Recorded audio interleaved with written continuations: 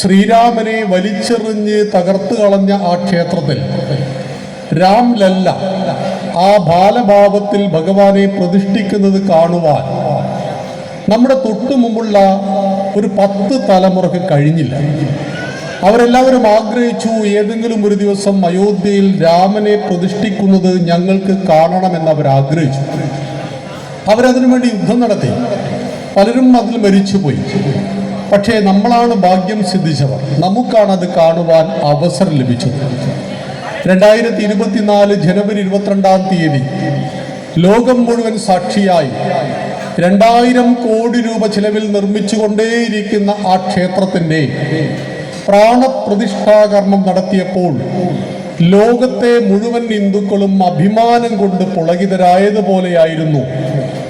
കഴിഞ്ഞ 13 വർഷം മുമ്പ് ഈ ഒരു കൊച്ചു സെന്റ് ഭൂമിയിൽ തമ്പുരാട്ടിക്ക് ഭഗവതിക്ക് വേണ്ടി ഒരു ക്ഷേത്രം പ്രതിഷ്ഠിച്ചപ്പോൾ ഈ പ്രദേശത്തുള്ള ആളുകൾക്ക് വല്ലാത്ത സന്തോഷമുണ്ടായി.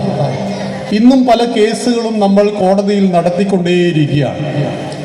നമ്മൾ ഹിന്ദുക്കൾ ആരെയും വെറുത്തവരോ ആരെയും നിഷേധിച്ചവരോ അല്ല. ഇസ്ലാം മതം, ക്രിസ്തുമതം, ജൂതമതം, പാഴ്സി മതം, ഇനി മതമില്ലാത്തവർ, അങ്ങനെ ആരൊക്കെയാണ് നമ്മുടെ നാട്ടിലുള്ളത്? എല്ലാവർക്കും ശാന്തവും സ്വൈരവുമായി ജീവിക്കുവാൻ പറ്റുന്ന മണ്ണാണ് നമ്മുടെ ഭാരതത്തിൻ്റെ മണ്ണ്. അതിന് നമുക്കൊരു ഭരണഘടനയുണ്ട്. അത് ഇന്ന് കാണുന്ന ഇന്ത്യൻ ഭരണഘടനയല്ല. ആയിരക്കണക്കിന് വർഷങ്ങൾക്ക് മുമ്പ് മാലിക് ദീനും കൂട്ടരും ഇസ്ലാം മതവുമായി ഭാരതത്തിലേക്ക് വന്നപ്പോൾ അവരെ സ്വീകരിച്ചു. നമ്മൾ അവർക്ക് പള്ളി ഉണ്ടാക്കി കൊടുത്തു.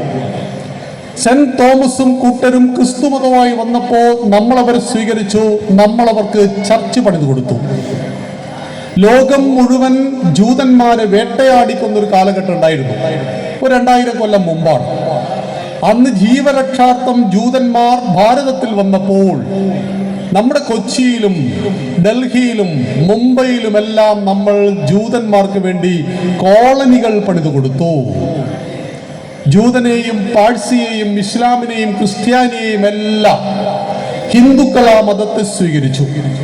തുടർന്ന് നമ്മളിലുണ്ടായ ജാതീയത, തൊട്ടുകൂടായ്മ, തീണ്ടിക്കൂടായ്മ, അങ്ങനെ ഒരുപാട് പ്രശ്നങ്ങൾ നമ്മുടെ ധർമ്മത്തെ താഴേക്ക് കൊണ്ടുപോയൊരു കാലഘട്ടത്തിൽ നമ്മുടെ കൂട്ടത്തിലുള്ള ആളുകൾ മതം മാറി മുസ്ലിമായി, ക്രിസ്ത്യാനിയായി. ഞങ്ങളുടെ കോഴിക്കോട് പണ്ടൊരു രാജാവ് ഭരിക്കുമ്പോൾ ഒരു കൽപ്പനയുണ്ടായിരുന്നു, വെള്ളിയാഴ്ച ജനിക്കുന്ന ഹിന്ദു വീട്ടിലെ കുട്ടികൾ മുസ്ലിം ആയിരിക്കണം. കാരണം നമുക്കൊരു അന്ധവിശ്വാസം ഉണ്ടായിരുന്നു, അന്ന് ഹിന്ദുക്കൾ കടൽ കടക്കരുത്. നമ്മളെങ്ങാൻ കടൽ കടന്നു പോയാൽ നമ്മളുടെ ഹിന്ദുത്വം തീർന്നു പോയി, അതോടുകൂടി ഞാൻ ഹിന്ദു അല്ലാതായി പോകും. വിവേകാനന്ദ സ്വാമികൾക്ക് കടൽ കടന്നു പോകാൻ വേണ്ടിയിട്ട് സ്വപ്നത്തിൽ ആര് വരേണ്ടി വന്നു? തൻ്റെ ഗുരുനാഥൻ വന്നു പറഞ്ഞു, നരേന്ദ്ര, നീ ചിക്കാഗോയിൽ പോകണം, അമേരിക്കയിൽ പോകണം. കാരണം ഇത് നിനക്ക് വേണ്ടി നടക്കുന്ന സമ്മേളനമാണെന്ന് കന്യാകുമാരി പാറയിൽ 3 ദിവസം ധ്യാനിച്ചപ്പോൾ വിവേകാനന്ദ സ്വാമികളെ സ്വപ്നത്തിൽ വന്നിട്ട് ഗുരുനാഥൻ ഉണർത്തിയത് കൊണ്ടാണ് അദ്ദേഹത്തിന് അന്ന് അമേരിക്കയിൽ പോകാൻ കഴിഞ്ഞത്. അന്ന് സ്വാമിജി ആ കടൽ നീന്തിക്കിടന്ന് വിവേകാനന്ദ പാറയിൽ 3 ദിവസം ഇരുന്നില്ലായിരുന്നുവെങ്കിൽ അദ്ദേഹം ചിക്കാഗോയിൽ അമേരിക്കയിൽ പോകില്ലായിരുന്നു. നമ്മുടെ കൂട്ടത്തിലെ അന്ധവിശ്വാസം, അനാചാരങ്ങളെല്ലാം ഹൈന്ദവ സഹോദരങ്ങൾ മതം മാറി മുസ്ലിങ്ങളും ക്രിസ്ത്യാനികളുമായി, ജൂതനും പാഴ്സിയുമായി. അതാണ് നമ്മുടെ ഭരണഘടന പറഞ്ഞു, ആകാശാത് പതിതം തോയം യഥാഗച്ഛതി സാഗരം. വിണ്ണിൽ നിന്നും മണ്ണിലേക്ക് മഴ പെയ്യുന്നു. വലിയ മഴ 1 മണിക്കൂർ മുമ്പ് ഉണ്ടായിരുന്നു. ഈ വെള്ളമെല്ലാം ഇവിടെ പോയി. ഇത് അരുവിയിലൂടെ, നദിയിലൂടെ ഒഴുകിയിട്ട് ഏകമാകുന്ന സാഗരത്തിൽ എത്തിച്ചേരുന്നത് പോലെ സർവദേവ നമസ്കാരം. നിങ്ങൾ ഏത് ദൈവത്തെ വേണമെങ്കിലും നമസ്കരിച്ചോളൂ. കേശവം പ്രതിഗച്ഛതി, ഒടുവിൽ ഏകമാകുന്ന ഈശ്വരനിൽ വന്നു ചേരും. അതുകൊണ്ട് ഹിന്ദുക്കളായ നമുക്ക് 33 കോടി ദൈവങ്ങളാ. കാളിയുണ്ട്, ഭദ്രകാളിയുണ്ട്, ചാത്തനുണ്ട്, കുട്ടിച്ചാത്തനുണ്ട്, ഭഗവതിയുണ്ട്, അയ്യപ്പനുണ്ട്, ഗുരുവായൂരപ്പനുണ്ട്, ഇവിടെ തമ്പുരാട്ടി ഭഗവതിയുണ്ട്. അങ്ങനെ 33 കോടി ദേവതാ സങ്കല്പങ്ങളാണ് ഹിന്ദുക്കൾക്ക്. എന്നാൽ നമുക്ക് ഈശ്വരൻ ഒന്നാണ്, ഒരേ ഒരു ഈശ്വരൻ. ആ ഈശ്വരനെ കുറിച്ച് ഖുറാനും ബൈബിളും എല്ലാം ജനിക്കുന്നതിന്റെ 10,000-കണക്കിന് വർഷങ്ങൾക്ക് മുമ്പ് ഹിന്ദു ആചാര്യന്മാർ പറഞ്ഞത് ഇങ്ങനെയാണ്, ഏകമേവം അദ്വിതീയം. ഈശ്വരൻ രണ്ടില്ലാത്ത ഒന്നാണ്. ഒന്ന് എന്നല്ല പറഞ്ഞത്, രണ്ടില്ലാത്ത ഒന്നാണ്.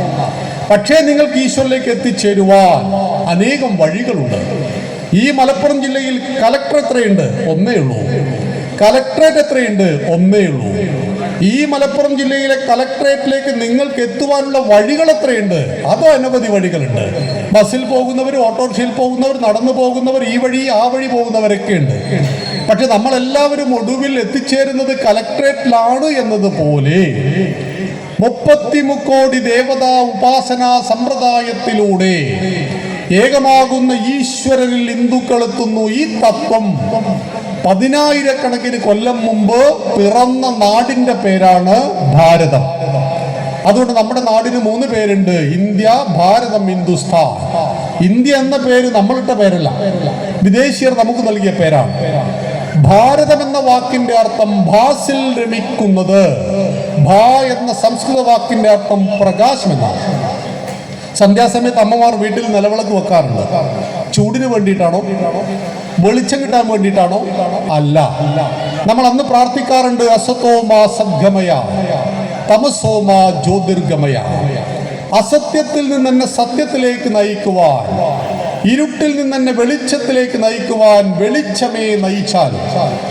നിലവിളക്കിന്റെ പ്രകാശത്തിലേക്ക് നോക്കിയിട്ട് നാമം ജപിക്കുന്ന, മന്ത്രത്തെ ഉച്ചരിക്കുന്ന ഓരോ ഹിന്ദുവിനും അറിയാം, ഈ നിലവിളക്ക് ഞാൻ വെച്ചത് ചൂടിനു വേണ്ടിയിട്ടോ വെളിച്ചത്തിനു വേണ്ടിയിട്ടോ അല്ല, മറിച്ച് എൻ്റെ വിശ്വാസത്തിന്റെ ഭാഗമായിട്ടാണ്. 3 സന്ധ്യകളുണ്ട്. ഒന്ന് പ്രഭാത സന്ധ്യ, അതായത് ഇരുട്ട് പോയിട്ട് വെളിച്ചം വരുന്നു.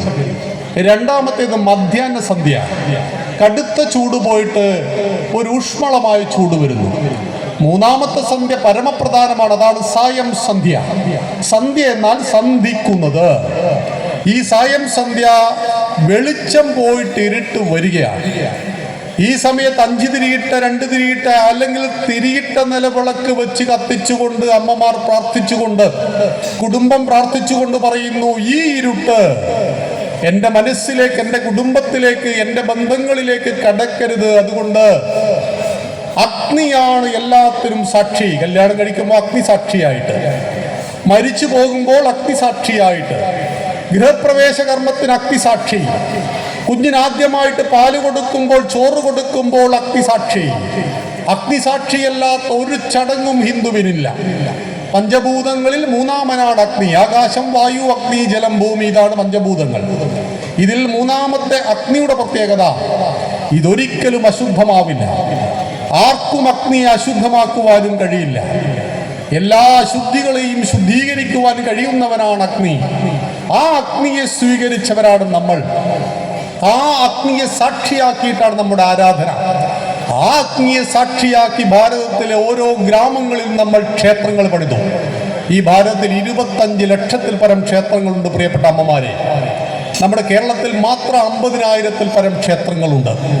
ഇതിലൊരു 5,000-ഓളം ക്ഷേത്രങ്ങൾ സർക്കാർ ദേവസ്വം ബോർഡ് നടത്തുന്നു. ഭണ്ഡാരത്തിൽ നല്ല പണം വന്നാൽ സർക്കാർ കൊണ്ടുപോകും ആ ക്ഷേത്രം. ഭണ്ഡാരത്തിൽ വരുമാനം കുറഞ്ഞാൽ ഒരു സർക്കാരും അതിനെ തിരിഞ്ഞു നോക്കുകയുമില്ല. നമ്മൾ മോദി സർക്കാരിന് കഴിഞ്ഞ 5 വർഷം മുമ്പ് ഒരു ഭീമമായ നിവേദനം കൊടുത്തിരുന്നു. ഹൈന്ദവ സംഘടനകൾ ക്ഷേത്രങ്ങളെ രാഷ്ട്രീയ വിമുക്തമാക്കണം. നമുക്ക് രാഷ്ട്രീയമുണ്ട്, എനിക്കും നിങ്ങൾക്കും രാഷ്ട്രീയമുണ്ട്. അത് ക്ഷേത്രത്തിന് പുറത്താണ്. ക്ഷേത്രത്തിന് പുറത്ത് നമ്മൾ കമ്മ്യൂണിസ്റ്റോ കോൺഗ്രസോ BJPയോ ജനതാദളോ ആരുമായിരിക്കും. അങ്ങനെ ഉണ്ടാവണം. ജീവിതത്തിലൊരു ആശയമൊക്കെ നമുക്കുണ്ടാവണം. പക്ഷെ ഇവിടെ നമ്മൾ വന്നിരിക്കുന്നത് ഹിന്ദു ഭക്തന്മാരായിട്ടാണ്, നമ്മൾ വിശ്വാസികളായിട്ടാണ് ഈ ഭഗവതിക്ക് മുന്നിൽ വന്നിരിക്കുന്നത്. അങ്ങനെ നമ്മൾ വരുമ്പോൾ നാം നമ്മുടെ ഭക്തി കൊണ്ട്, നമ്മുടെ അധ്വാനം കൊണ്ട് ഭണ്ഡാരത്തിലിടുന്ന പൈസയുടെ അവകാശികൾ നമ്മളായിരിക്കണം. ഗുരുവായൂർ അമ്പലത്തിന്റെ ഭണ്ഡാരത്തിൽ പൈസ ഇട്ട് കഴിഞ്ഞാൽ ആ ഭണ്ഡാരവുമായിട്ട് ഹിന്ദുവിന് യാതൊരു ബന്ധവുമില്ല. ഈ പണം ആർക്ക്, എപ്പോൾ, എങ്ങനെ എന്ന് തീരുമാനിക്കുന്നത് ഒരു ഹിന്ദു കമ്മിറ്റിക്കാരനുമല്ല. അങ്ങനെ വരുമാനമുള്ള 5,000 ക്ഷേത്രങ്ങൾ ദേവസ്വം ബോർഡും, അത്ര വരുമാനമില്ലാത്ത 45,000 ക്ഷേത്രങ്ങൾ, നിങ്ങൾ നടത്തുന്ന ഈ ക്ഷേത്രമടക്കം 45,000 ക്ഷേത്രങ്ങളും ഈ കേരളത്തിലുണ്ട്. അവിടെയാണ് ക്ഷേത്രമില്ലാത്തൊരു ഗ്രാമത്തെ നിങ്ങൾക്ക് ഭാരതത്തിൽ കാണിക്കുവാൻ കഴിയില്ല. 13 കൊല്ലം മുമ്പ് 4 കിലോമീറ്റർ നടന്ന് തൊട്ടടുത്ത ഗ്രാമത്തിൽ നിങ്ങൾ പോയി നമസ്കരിച്ചപ്പോൾ നിങ്ങളുടെ മനസ്സിന്റെ ഉള്ളിൽ വലിയ വിഷമമുണ്ടായി. കാരണം ഇവിടെ ക്ഷേത്രത്തിനൊരു സ്ഥാനമുണ്ട്. ഈ ക്ഷേത്രത്തിന് അനേകം ഏക്കർ ഭൂമിയുമുണ്ട്. ഈ ക്ഷേത്രത്തിന്റെ അടിയാധാരം പരിശോധിച്ചാൽ ഇവിടെയുള്ള ഏക്കർ കണക്കിന് ഭൂമി ക്ഷേത്രത്തിൻ്റെതാണ്. അങ്ങനെ ഈ മലപ്പുറം ജില്ലയിൽ 400 ഏക്കർ ഭൂമി മനോരമയിൽ നിന്ന് നമ്മൾ തിരിച്ചു പിടിച്ചിട്ടുണ്ട്. മനോരമ എന്ന് പറഞ്ഞ പത്രക്കാർ നമ്മുടെ 400 ഏക്കർ ഭൂമി കൊണ്ടുപോയപ്പോൾ നമ്മൾ ഫൈറ്റ് ചെയ്തു നിയമപ്രകാരം. പക്ഷേ ഈ സിവിൽ കേസിനൊരു കുഴപ്പമുണ്ട്, വർഷങ്ങൾ നീണ്ടുനിൽക്കും. 10 വർഷം, 20 വർഷം, 30 വർഷമൊക്കെ ഈ കേസ് ഇങ്ങനെ പോകും. അതാണ് നമ്മുടെ നാട്ടിലെ സിവിൽ കേസിന്റെ ഒരു പരിമിതി. പക്ഷേ നമ്മുടെ ആധാരം പരിശോധിച്ചാൽ ഈ ഭൂമിയെല്ലാം ക്ഷേത്രത്തിൻ്റെതാണ്, അത് നിയമപ്രകാരം നമുക്ക് തിരിച്ചു കിട്ടണം. എന്നാൽ ഹിന്ദുക്കൾ 4-5 സെന്റ് ഭൂമി വിലക്ക് വാങ്ങി 13 വർഷം മുമ്പ് ഇങ്ങനെ തമ്പുരാട്ടിയുടെ ഭഗവതിയുടെ ഒരു പ്രതിഷ്ഠ ഇവിടെ നടത്തി. അവിടുന്ന് ഇങ്ങോട്ട് ഈ നാടിന് ഐശ്വര്യമുണ്ടായി, ഈ നാടിന്റെ ദുഃഖങ്ങൾ തീർന്നു എന്ന് നമുക്കെല്ലാവർക്കും അറിയാം. കാരണം ഒരു ക്ഷേത്രം നശിച്ചാൽ 7 തലമുറ കഷ്ടപ്പെടേണ്ടി വരും. ഒരു ക്ഷേത്രം പുനരുദ്ധരിച്ചാൽ 7 തലമുറ അതിന്റെ പുണ്യം കിട്ടും. നിങ്ങൾക്ക് മാത്രമല്ല, നിങ്ങളുടെ മക്കൾക്ക്, മക്കളുടെ മക്കൾക്ക്, അങ്ങനെ 7 തലമുറ ഈ പുണ്യം നിങ്ങളെ തേടി വരും. ഈ ക്ഷേത്രത്തെ നാശത്തിൽ നിന്നും രക്ഷിച്ച് ഈ പ്രദേശത്ത് 13 വർഷം മുമ്പ് നിങ്ങൾ ഈ ക്ഷേത്രം പ്രതിഷ്ഠിച്ചു എന്ന ഒരൊറ്റ കാരണം കൊണ്ട് 7 തലമുറകൾ നിങ്ങൾക്ക് സുകൃതം പുണ്യം കിട്ടും. എന്നാൽ കൺമുന്നിൽ ഭഗവതിക്ക് പ്രതിഷ്ഠ നടത്താതെ മഞ്ഞും മഴയും വെയിലും കൊണ്ട് ഭഗവതി അവിടെ കിടന്നുകൊള്ളട്ടെ എന്ന് നിങ്ങൾ തീരുമാനിച്ചിരുന്നുവെങ്കിൽ 7 തലമുറ അതിന്റെ കഷ്ടപ്പാടും നമ്മൾ അനുഭവിക്കേണ്ടി വരും. എന്നാൽ പുണ്യം ചെയ്ത ജന്മങ്ങളാണ് ഈ നാട്ടിലെ ആളുകൾ. 13 കൊല്ലം മുമ്പ് ചില പ്രശ്നങ്ങളൊക്കെ ഉണ്ടായി. ആ പ്രശ്നങ്ങളെല്ലാം നമ്മൾ ഇന്ന് അതിജീവിച്ചു. ഇന്ന് 100 കണക്കിന് വരുന്ന ഭക്തജനങ്ങൾ നമുക്കൊപ്പമുണ്ട്, ശക്തിയുണ്ട്, അധികാരമുണ്ട്. എല്ലാ മേഖലയിലും ഹിന്ദുക്കൾ മുന്നോട്ട് പോകുന്ന ഒരു വർത്തമാന കാലഘട്ടത്തിൽ നമ്മൾ ആരെയും ഭയക്കേണ്ടതില്ല, നമ്മൾ ആരെയും ഭയപ്പെടുത്താനും പാടില്ല.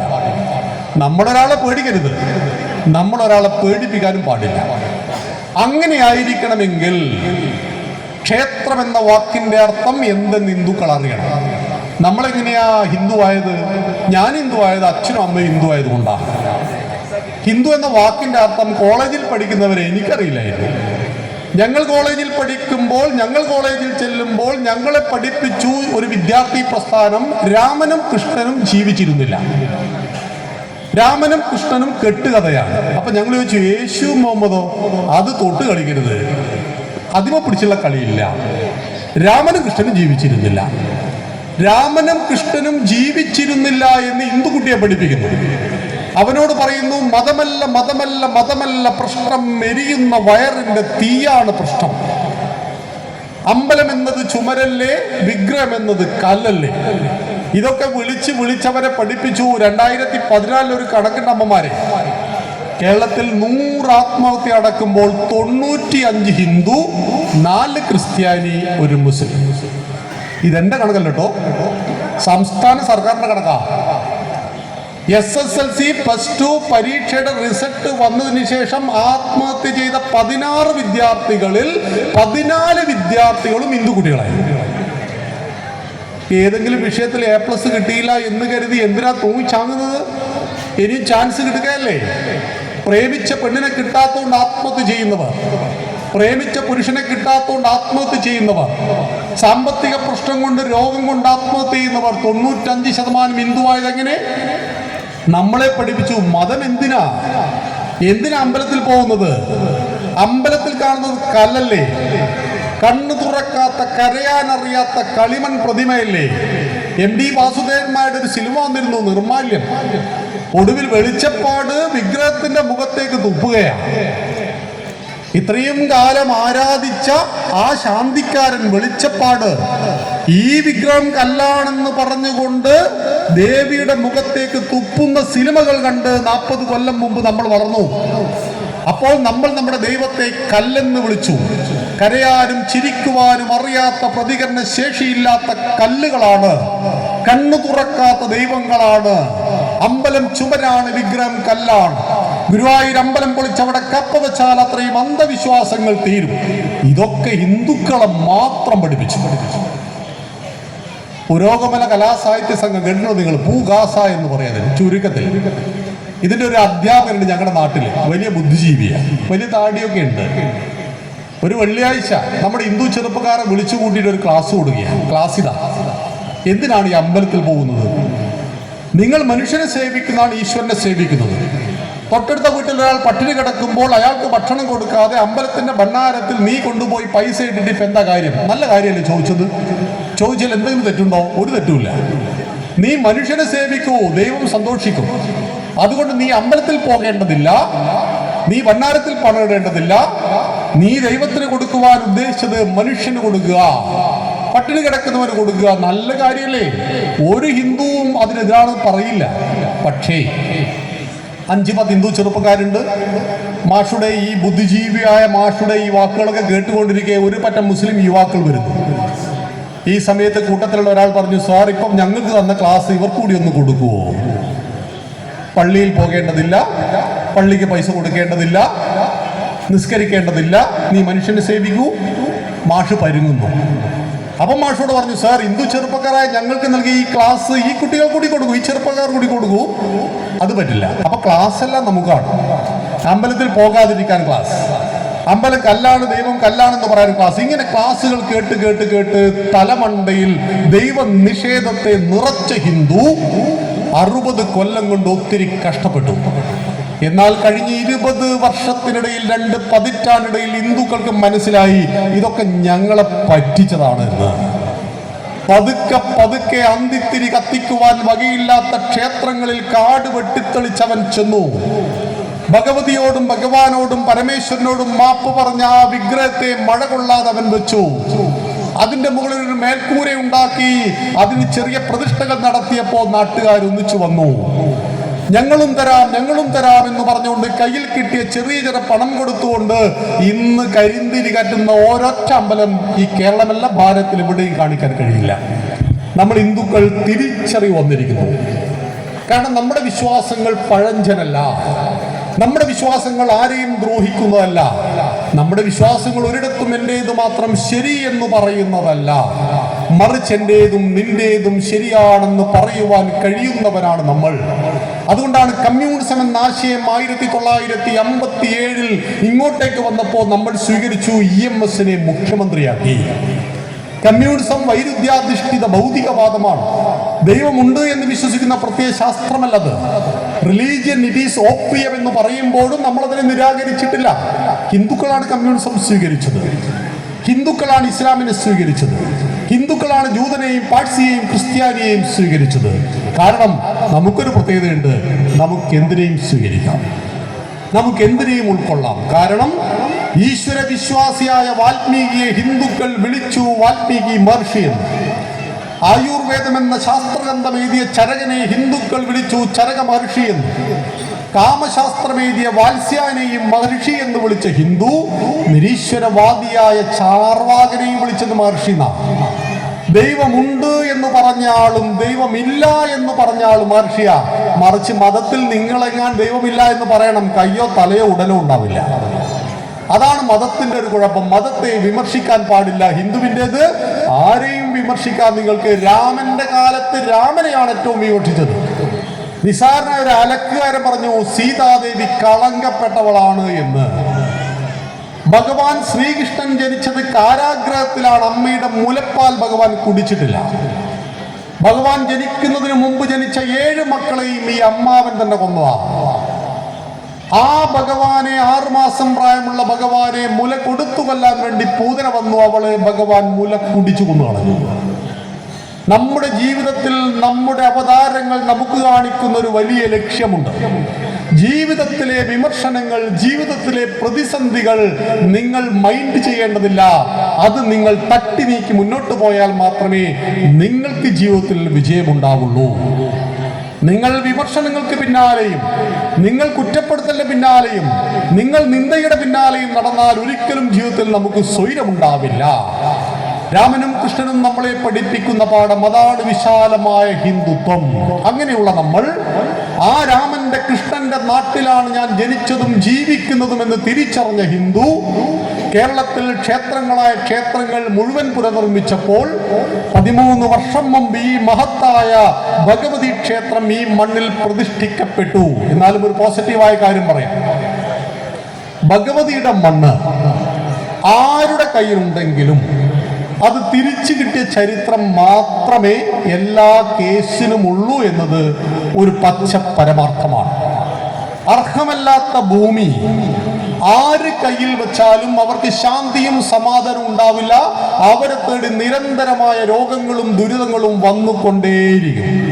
അതുകൊണ്ട് ഞങ്ങളുടെ പല പ്രദേശങ്ങളിലും ആരാണോ കേസ് നടത്തിയത് അവർ തന്നെ ഒടുവിൽ ഈ ഭൂമിയൊക്കെ തിരിച്ച് അമ്പല കമ്മിറ്റിക്കാരെ ഏൽപ്പിച്ച ധാരാളം ചരിത്രങ്ങളുണ്ട്. അതുകൊണ്ട് വളരെ ശുഭാപ്തി വിശ്വാസത്തോടെ നമുക്ക് കാത്തിരിക്കാം.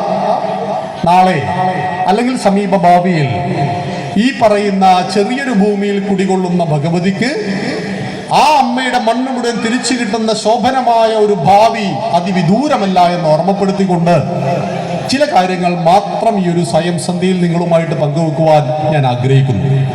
വേദമുണ്ട്, 5 ഉപവേദമുണ്ട്, 6 വേദാംഗമുണ്ട്, 18 പുരാണമുണ്ട്, 108 ഉപനിഷത്തുണ്ട്, 64 കലകളുണ്ട്, 2 ഇതിഹാസങ്ങളുണ്ട്. എനിക്ക് അർത്ഥശാസ്ത്രമുണ്ട്, കാമശാസ്ത്രമുണ്ട്, സംഗീതശാസ്ത്രമുണ്ട് എന്ന് മനസ്സിലാക്കിയ, നക്ഷത്രങ്ങളിൽ ജീവനുണ്ടോ എന്നറിയാകാഞ്ഞിട്ടും നക്ഷത്രങ്ങളിൽ വസിക്കുന്നവരെ നിങ്ങൾക്ക് പോലും ശാന്തി ഉണ്ടാകട്ടെ എന്ന പ്രപഞ്ചത്തിനും അതീതമായ കാഴ്ചപ്പാട് വെച്ചു പുലർത്തിയവനാണ് ഞാൻ, എൻ്റെ ഋഷി പരമ്പരയെന്ന് തിരിച്ചറിഞ്ഞ ഹിന്ദു. അതുകൊണ്ടാണ് ഒരായുഷ്കാലം മുഴുവൻ ബലികുടീരങ്ങളും കമ്മ്യൂണിസത്തിനു വേണ്ടി പടപ്പാട്ടുകളും വിപ്ലവ കഥകളും കവിതകളും എല്ലാം രചിച്ചൊരു കവിയുണ്ടായിരുന്നു, വയലാർ രാമവർമ്മ. ആ വയലാറിന്റെ കവിതയാണ് താടക. താടകയെ കൊണ്ട് രാമനെ ചുംബിപ്പിച്ചിട്ട് പറഞ്ഞു, രാമന്റെ കാമുകി താടകയായിരുന്നു എന്ന്. രാവണന്റെ പുത്രിയാണ് സീത എന്നൊക്കെ കവിത എഴുതിയ ആളാണ്. അദ്ദേഹം എന്നും ഹിന്ദു വിരോധം കാത്തു സൂക്ഷിച്ച ആളാണ്. കവിതകളിലും കഥകളിലും ഹിന്ദുവിനിട്ട് പണി കൊടുത്ത ആളാണ്. പക്ഷെ ഒടുവിൽ അദ്ദേഹത്തിന് മരണത്തിന്റെ ഏതാനും വർഷങ്ങൾക്ക് മുമ്പ് മനസ്സിലായി, ഞാൻ ആരെയാണ് ചതിക്കുവാൻ പരിശ്രമിച്ചത്, ഞാൻ ആരെയാണ് അവഹേളിച്ചത്, ഈ സനാതന ധർമ്മത്തിനെതിരെ ഞാൻ എന്തിനാണ് പ്രവർത്തിച്ചത്? കാരണം എനിക്ക് വിമർശിക്കുവാൻ സ്വാതന്ത്ര്യം നൽകുന്ന ഒരു മണ്ണാണിത്. അദ്ദേഹം കുറ്റബോധത്തോടുകൂടി എഴുതിയ ഒരു കവിതയുണ്ട്, വാളല്ലൻ സമരായുധം ജനജനധ്വാനം മുഴക്കിയിടുവാൻ ആളല്ല, എൻ കരവാള് വിറ്റൊരു മണിപ്പൻ വീണ വാങ്ങിച്ചു ഞാൻ എൻ്റെ വാള് വിറ്റു, എന്നിട്ട് ഞാനൊരു മണിപ്പൻ വീണ വാങ്ങിച്ചു. എന്നിട്ട് അദ്ദേഹം പറയുകയാണ്, ആരണ്യാന്തര ഗുഹ്വരോദര തപസ്ഥാനങ്ങളിൽ സൈന്ധവോദാര ശ്യാമ മനോഭിരാമ പുളിനോപാന്ത പ്രദേശങ്ങളിൽ ആരന്തർമുഖം ഈ പ്രപഞ്ച പരിണാമോദ്ഭിന്ന സർഗക്രിയാസാരം തേടിയലഞ്ഞു പണ്ട് അവരിലെ ചൈതന്യമെൻ ദർശനം. ഈ പ്രപഞ്ചത്തിന്റെ നിഗൂഢതകളെ തേടി ആരണ്യകങ്ങളിൽ അലഞ്ഞ മഹർഷിമാരുടെ ചൈതന്യമാണ് എൻ്റെ ദർശനം, വാളല്ലൻ സമരായുധം എന്ന് വയലാർ രാമവർമ്മ എന്ന് പറയുന്ന കേരളത്തിന്റെ അഭിമാനമായ വയലാർ തിരിച്ചറിഞ്ഞത് മരണത്തിന് ഏതാനും വർഷങ്ങൾക്ക് മുമ്പാണ്. ആ ഋഷി പരമ്പരയെയാണ് ഭാരതം എന്നും എക്കാലത്തും ആരാധിച്ചത്. അമേരിക്കയിലെ ചിക്കാഗോയിൽ 1893 സെപ്റ്റംബർ 11 മുതൽ 27 വരെ 17 ദിവസക്കാലം നീണ്ടുനിന്നൊരു സമ്മേളനം നടന്നു. ആ സമ്മേളനത്തിന്റെ പേര് ലോക മത മഹാസമ്മേളനം എന്നായിരുന്നു. ആ സമ്മേളനത്തിലേക്ക് ഭാരതത്തിൽ നിന്ന് ക്ഷണിക്കാതെ ഒരാൾ എത്തി അവിടെ. അദ്ദേഹത്തിന്റെ പേര് നമുക്കറിയാം, വിവേകാനന്ദ സ്വാമികൾ. ചിക്കാഗോയിൽ എത്തിയത് 1.5 മാസം മുമ്പ്. അദ്ദേഹത്തിന്റെ ജീവചരിത്രം പ്രിയപ്പെട്ട മക്കളൊക്കെ ഒന്ന് വായിച്ച് മനസ്സിലാക്കണം. 1.5 മാസം എങ്ങനെയാണ് അദ്ദേഹം അമേരിക്കയിൽ കഴിച്ചു കൂട്ടിയതെന്ന് മനസ്സിലാക്കുമ്പോഴാണ് നമ്മുടെ ധർമ്മത്തിന് വേണ്ടി നമ്മൾ ഒന്നും ചെയ്തില്ലല്ലോ എന്ന കുറ്റബോധമൊക്കെ നമുക്ക് വന്നേക്കുക. ഒരൊറ്റ സംഭവം പറയാം. ചിക്കാഗോ സമ്മേളനം നടക്കുന്നതിന്റെ തലേ ദിവസം, അതായത് 1893 സെപ്റ്റംബർ 10 രാത്രി, ചിക്കാഗോ നഗരത്തിൽ പെട്ടുപോയ മരവിക്കുന്ന തണുപ്പുള്ള ചിക്കാഗോയിൽ ഒരൊഴിഞ്ഞ പെട്ടിയുടെ ഉള്ളിലായിരുന്നു വിവേകാനന്ദ സ്വാമികൾ താമസിച്ചത്. ഈ സ്ട്രീറ്റിലൊക്കെ വലിയ ഫ്രിഡ്ജിന്റെ ഒക്കെ പെട്ടി ഉണ്ടാവില്ലേ, അതുപോലൊരു പെട്ടിക്കുള്ളിൽ താമസിച്ചു. കാരണം അദ്ദേഹത്തെ അന്ന് ലോകം അറിയില്ല. ലോകം തിരിച്ചറിഞ്ഞത് 11-ാം തീയതിയാണ്. 11-ാം തീയതി ഉച്ചയ്ക്ക് ശേഷം 8000-ൽ പരം സദസ്സുള്ള ലോകത്തിലെ പ്രധാന മതങ്ങളുടെ നേതാക്കന്മാരെല്ലാം അണിനിരന്ന ആ വേദിയിൽ വെച്ച് അദ്ദേഹത്തിന്റെ വിശ്വവിഖ്യാതമായ പ്രസംഗത്തിൽ ആദ്യത്തെ 2 വരി ഇങ്ങനെയായിരുന്നു, നമുക്കെല്ലാവർക്കും അറിയാം. അമേരിക്കയിൽ എൻ്റെ സഹോദരി സഹോദരന്മാരെ എന്ന് പറഞ്ഞുകൊണ്ട് അദ്ദേഹം തുടങ്ങിയപ്പോൾ മിനിറ്റുകൾ നീണ്ടുന്ന കരഘോഷത്തോടുകൂടി എല്ലാവരും സ്വീകരിച്ചു. അതിനുശേഷം അദ്ദേഹം 3 നന്ദികൾ പറഞ്ഞു. ഞാനൊരു ഹിന്ദുവായതിൽ അഭിമാനിക്കുന്നത്, ഒന്നാമത്തെ ഹിന്ദു ഏതാണ് എന്ന് നമ്മെ ഓർമ്മപ്പെടുത്തുന്ന 3 നന്ദികളാണ്. ആ നന്ദി ഇങ്ങനെയാണ്: ഞാൻ നിങ്ങളോട് നന്ദി പറയുന്നു അതിപ്രാചീനമായ സന്യാസ പരമ്പരയ്ക്ക് വേണ്ടി. ഞാൻ നിങ്ങളോട് നന്ദി പറയുന്നു സകല മതങ്ങളുടെയും മാതാവായ ഹിന്ദു ധർമ്മത്തിനു വേണ്ടി. ഞാൻ നിങ്ങളോട് നന്ദി പറയുന്നു സകല വിഭാഗത്തിലും പെടുന്ന കോടിക്കണക്കിന് ഹിന്ദു ജനതയ്ക്ക് വേണ്ടി. ഇപ്പൊ ചില ആളുകൾ വിവേകാനന്ദ സ്വാമികളെ മതേതര സന്യാസിയൊക്കെ ആക്കും. ഒരു മതേതരത്വമില്ല, ഹിന്ദു സന്യാസിയാ. മതേതര സന്യാസി ഉണ്ടാവില്ല. മതേതര മൊയ്ലിയാറുണ്ടാവോ? മതേതര പള്ളിയിലച്ഛൻ ഉണ്ടാവോ? പള്ളിയിലച്ഛൻ എന്ന് പറഞ്ഞാൽ ക്രിസ്ത്യാനിയാണ്. ഉസ്താദ് മൊയ്ലിയാർ എന്ന് പറഞ്ഞാൽ ഇസ്ലാം മതക്കാരനാണ്. സന്യാസി എന്ന് പറഞ്ഞാൽ ഹിന്ദുവാണ്. അങ്ങനെ മതേതര സന്യാസി ഇല്ല. വിവേകാനന്ദ സ്വാമികൾ ചിക്കാഗോയിൽ 3 നന്ദികൾ പറഞ്ഞപ്പോൾ ആദ്യം പറഞ്ഞ നന്ദി, ഞാൻ നന്ദി പറയുന്നു അതിപ്രാചീനമായ എൻ്റെ സന്യാസ പരമ്പരയ്ക്ക് വേണ്ടി. രണ്ടാമത്തേത് സകല മതങ്ങളെയും സ്വീകരിച്ച എൻ്റെ ഹിന്ദു ധർമ്മത്തിന് വേണ്ടി. അല്പം ദുഃഖത്തോടുകൂടി അദ്ദേഹം പിന്നീട് പറഞ്ഞതായിരുന്നു, ഞാൻ നിങ്ങളോട് നന്ദി പറയുന്നു സകല വിഭാഗത്തിലും പെടുന്ന കോടാനുകോടി ഹിന്ദുക്കൾക്ക് വേണ്ടി. ഈ 3 നന്ദികൾ പറഞ്ഞതിന് ശേഷം പിന്നെ അദ്ദേഹത്തിന് നാവ് താഴെ വെക്കുവാൻ അമേരിക്കക്കാർ സമ്മതിച്ചിട്ടില്ല. 4 വർഷം കഴിഞ്ഞാൽ തിരിച്ച് ഭാരതത്തിലേക്ക് വന്നത്. ഭാരതത്തിൽ വന്നപ്പോ അദ്ദേഹത്തെ സ്വർണ്ണരഥത്തിൽ ഇരുത്തിയിട്ട് രാജാവ് രഥം വലിച്ചു. കുതിരയെ എടുത്തു മാറ്റി രാജാവ് രഥം വലിച്ചു. അങ്ങനെയുള്ള സ്വീകരണം അദ്ദേഹത്തിന് ലഭിച്ചു എങ്കിൽ 39 വയസ്സ് വരെ മാത്രം ജീവിച്ച് 30ാമത്തെ വയസ്സിൽ ചിക്കാഗോയിൽ സംസാരിച്ച ആ വിവേകാനന്ദ സ്വാമികൾ പറഞ്ഞ വാക്കാണ്, ഞാനൊരു ഹിന്ദുവായതിൽ അഭിമാനിക്കുന്നു. I am proud, I am a Hindu. ഞാൻ അഭിമാനിക്കുന്നു, ഞാനൊരു ഹിന്ദുവായതിൽ. അതാണ് ഒന്നാമത്തെ ഹിന്ദു, അഭിമാനിയായ ഹിന്ദു. രണ്ടാമത്തെ ഹിന്ദു വിശ്വാസിയായ ഹിന്ദുവാണ്. അച്ഛനും അമ്മയും വിശ്വാസിയാണ്. അവർ അമ്പലത്തിൽ പോയപ്പോൾ ഇങ്ങനെയാണ് നമസ്കരിച്ചത്. അതുകൊണ്ട് ഞാനും അമ്പലത്തിൽ പോയാൽ ഇങ്ങനെ നമസ്കരിക്കും. ചോദ്യം ഒന്നും ഇങ്ങോട്ട് ചോദിക്കരുത്. ക്ഷേത്രം എന്ന വാക്കിന്റെ അർത്ഥം എന്താ? എനിക്കറിയില്ല. വിഗ്രഹം എന്ന വാക്കിന്റെ അർത്ഥം എനിക്കറിയില്ല. നിന്റെ ദൈവം കല്ലല്ലേ? മറുപടി എനിക്കറിയില്ല. നിനക്കെന്താ 30 കോടി ദൈവങ്ങൾ? എനിക്ക് ഉത്തരം അറിയില്ല. നിനക്ക് ഈശ്വരനും ദൈവവും ഉണ്ട്. എന്താണ് ദൈവം എന്ന വാക്കിന്റെ അർത്ഥം? എനിക്കറിയില്ല. ഈശ്വരനെ എന്തുകൊണ്ടാണ് ബ്രഹ്മം എന്ന് വിളിക്കുന്നത്? എനിക്കറിയേയില്ല, ഞാൻ കേട്ടിട്ടേ ഇല്ല. നിന്റെ അടിസ്ഥാന ഗ്രന്ഥം ഏത്? അതെനിക്കറിയില്ല. മുസ്ലിമിന്റെ അടിസ്ഥാന ഗ്രന്ഥം ഖുറാൻ, ക്രിസ്ത്യാനിയുടെ അടിസ്ഥാന ഗ്രന്ഥം ബൈബിൾ. നീ ഹിന്ദു അല്ലേ? അതെ. നിന്റെ അടിസ്ഥാന ഗ്രന്ഥം? അതെനിക്കറിയില്ല.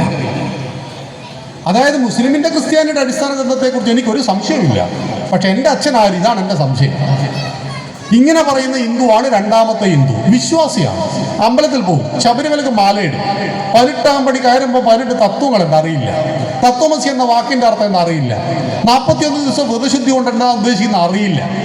ഇങ്ങനെ അറിയില്ല അറിയില്ല അറിയില്ല എന്ന് നിരന്തരം പറയുകയും എന്നാൽ വിശ്വാസിയായിട്ട് ജീവിക്കുകയും ചെയ്യുന്ന നല്ലൊരു ശതമാനം ഹിന്ദുക്കൾ. നിങ്ങൾ ആ കൂട്ടത്തിൽപ്പെട്ടല്ലോ കേട്ടോ. ഇവിടെ വരാത്ത ആളുകളാണ് പറഞ്ഞത്. നിങ്ങൾക്ക് അറിവുള്ളവരാണ്. ഇതാണ് രണ്ടാമത്തെ ഹിന്ദു. എന്ത് ചോദിച്ചാലും അറിയില്ല. പക്ഷേ വിശ്വാസിയാണോ? ആ വിശ്വാസത്തിന് കുഴപ്പമുണ്ട്. ദൈവമുണ്ടോ? ദൈവമുണ്ട്. ഞങ്ങൾ വിദ്യാർത്ഥികളുടെ ക്യാമ്പ് നടത്തും. ഈ കഴിഞ്ഞ മെയ് 1 മുതൽ 18 വരെ കേരളത്തിലെ 14 ജില്ലകളിലും ഞങ്ങൾ ഏകദിന വിദ്യാർത്ഥി ശിബിരം നടന്നു. നിങ്ങളുടെ മലപ്പുറം ജില്ലയുടേത് നമ്മുടെ കുറ്റിപ്പുറത്ത് വെച്ചിട്ടായിരുന്നു, നാവാമുകുന്ദൻ്റെ മണ്ണിലായിരുന്നു. അവിടെ 250ഓളം കുട്ടികൾ പങ്കെടുത്തു. ഈ നമ്മുടെ മക്കളോട് 4ാം ക്ലാസ് മുതൽ അങ്ങോട്ട് ഡിഗ്രി വരെ പഠിക്കുന്ന വിദ്യാർത്ഥികളോട് ചോദിക്കുന്നു, ദൈവമുണ്ടോ? കുട്ടികളെല്ലാം പറയും ദൈവം ഉണ്ടെന്നാ. എന്നോട് ചോദിക്കുന്നു, പ്രേതമുണ്ടോ? അപ്പോൾ പറയും പ്രേതം ഇല്ലെന്ന്. അപ്പോൾ പ്രേതം ഏത് സാരിയാണ് ഉടുക്കുക? വെള്ള സാരി. പ്രേതം മുടി കെട്ടുമോ അഴിച്ചിടുമോ? പ്രേതം മുടി അഴിച്ചിടും. പ്രേതത്തിന് 2 എക്സ്ട്രാ പല്ലുണ്ടാവും. നമ്മുടെ മക്കളുടെ ഉള്ളിൽ ദൈവത്തെക്കാളേറെ ആഴത്തിൽ പ്രേതത്തെ അമ്മയും മുത്തശ്ശിയും കൂടി ഉണ്ടാക്കിയെടുത്തിട്ടുണ്ട്. അച്ഛനും അമ്മയും മുത്തശ്ശിയും ഒക്കെ കൂടി ഉണ്ടാക്കിയെടുത്തിട്ടുണ്ട്. അതുകൊണ്ടാണ് പകൽ ആരാധിച്ച ഈ ഭഗവതിയെ, തമ്പുരാട്ടിയെ രാത്രി 2 മണിക്കെങ്ങാൻ ഇവിടെ വന്നു പോയാൽ ഹിന്ദു ഓടില്ലേ? ഭദ്രകാളി ക്ഷേത്രത്തിന്റെ അടുത്ത് രാത്രി 2 മണിക്ക് പെട്ടുപോയാൽ ഭഗവതിയെ കണ്ടതിൽ സന്തോഷം എന്ന് പറയോ? രാത്രി 2 മണിക്ക് വീടിന്റെ ഡോറിന് ആരോ മുട്ടിയിട്ട് തുറന്നു നോക്കുമ്പോൾ ഭദ്രകാളി ഇങ്ങനെ നിൽക്കുകയാണ്, 10 കൈയൊക്കെ ആയിട്ട്. ഭഗവതിയെ മുമ്പ് കണ്ടിട്ടില്ല, കണ്ടതിൽ നമസ്കാരം ഹിന്ദു പറയോ? ആംബുലൻസ് വരേണ്ടി വരില്ലേ? അപ്പൊ പകൽ ആരാധിച്ച ദൈവത്തെ രാത്രി കാണുമ്പോൾ പേടിക്കുന്നു എന്നതാണ് രണ്ടാമത്തെ വിശ്വാസിയായ ഹിന്ദുവിന്റെ ഒരു ദോഷം. ഇതാണ് രണ്ടാമത്തെ ഹിന്ദു. ഏറ്റവും കൂടുതലുള്ളത് ഈ രണ്ടാമത്തെ ഹിന്ദുവാണ്. ഹിന്ദു എന്ന വാക്കിന്റെ അർത്ഥം അറിയില്ല, അടിസ്ഥാന ഗ്രന്ഥം എന്ന് ചോദിച്ചാൽ അറിയില്ല, എന്താണ് വിഗ്രഹാരാധന എന്ന് ചോദിച്ചാൽ അറിയില്ല. ഇതാണ് രണ്ടാമത്തെ ഹിന്ദു. മൂന്നാമതൊരു ഹിന്ദു ഉണ്ട്. അതേതാണ്? റിലീജിയൻ എന്നൊരു കോളുണ്ട്. സ്കൂൾ കുട്ടിയെ ചേർക്കാൻ ചെല്ലുമ്പോൾ ഇല്ലേ, മതം എന്ന കോളമുണ്ട്. അവിടെ എന്ത് പൂരിപ്പിക്കും നമ്മൾ? ഹിന്ദു. അതിൻ്റെ അപ്പുറം ഒരു കോളം കൂടി ഏതാ? കാസ്റ്റ്, ബാലി, അതും പൂരിപ്പിക്കും. നായർ, ഈഴവൻ, നമ്പൂരി, പുലയൻ, പറയൻ. അതിലൊന്നും യാതൊരു നാണവും മാനവുമില്ല. പുറത്തെത്തിയാൽ ഞങ്ങളിൽ ഹൈന്ദവ രക്തമില്ല, ഞങ്ങളിൽ ഇസ്ലാം രക്തമില്ല, ഞങ്ങളിൽ മാനവ രക്തമാണ്. ഇതേതാണപ്പോൾ ഈ പ്രത്യേക രക്തം? ഇതാണ് മൂന്നാമത്തെ ഹിന്ദു. മതമെന്ന കോളത്തിൽ ഹിന്ദു എന്ന് പൂരിപ്പിക്കും. ഹിന്ദുവിനിട്ട് എന്തൊക്കെ പണി കൊടുക്കാൻ പറ്റുമോ അതൊക്കെ കൊടുക്കും. പക്ഷെ ഹിന്ദുക്കൾ തന്നെയാണ്. അപ്പൊ നിങ്ങൾ കേട്ടില്ലേ, സുനിൽ പേരാണ് ഹിന്ദുവാണ്. പക്ഷെ മഹാഭാരതത്തെ വികലമായി ചിത്രീകരിക്കുക, രാമനെ വികലമായി ചിത്രീകരിക്കുക, സീതാദേവി രാമനെ തോന്നിയാസം പറഞ്ഞിരുന്നു എന്ന് പറയാം. ഇതൊക്കെ ഹിന്ദുക്കളുടെ സദസ്സിൽ പറഞ്ഞിട്ട് ഹിന്ദുക്കൾക്കുള്ളിൽ ആശയക്കുഴപ്പത്തെ ഉണ്ടാക്കുക. പക്ഷെ പേര് സുനിൽ പി കേളയുടെ എന്നാണ്. എല്ലാ വാലും കൂടെ ചേർത്തിട്ടുണ്ട്. മനസ്സിലായല്ലോ? ഇതാണ് മൂന്നാമത്തെ ഹിന്ദു. മതമെന്ന കോളത്തിൽ ഹിന്ദു എന്ന് പൂരിപ്പിച്ച് ഹിന്ദുവിനിട്ട് നിരന്തരം പണി കൊടുത്തുകൊണ്ടേയിരിക്കുന്ന മൂന്നാമത്തെ ഹിന്ദു. നാലാമത്തെ ഹിന്ദു ഏതാ? അവരുമായിട്ടാണ് നിങ്ങൾ കേസ് നടത്തുന്നത്.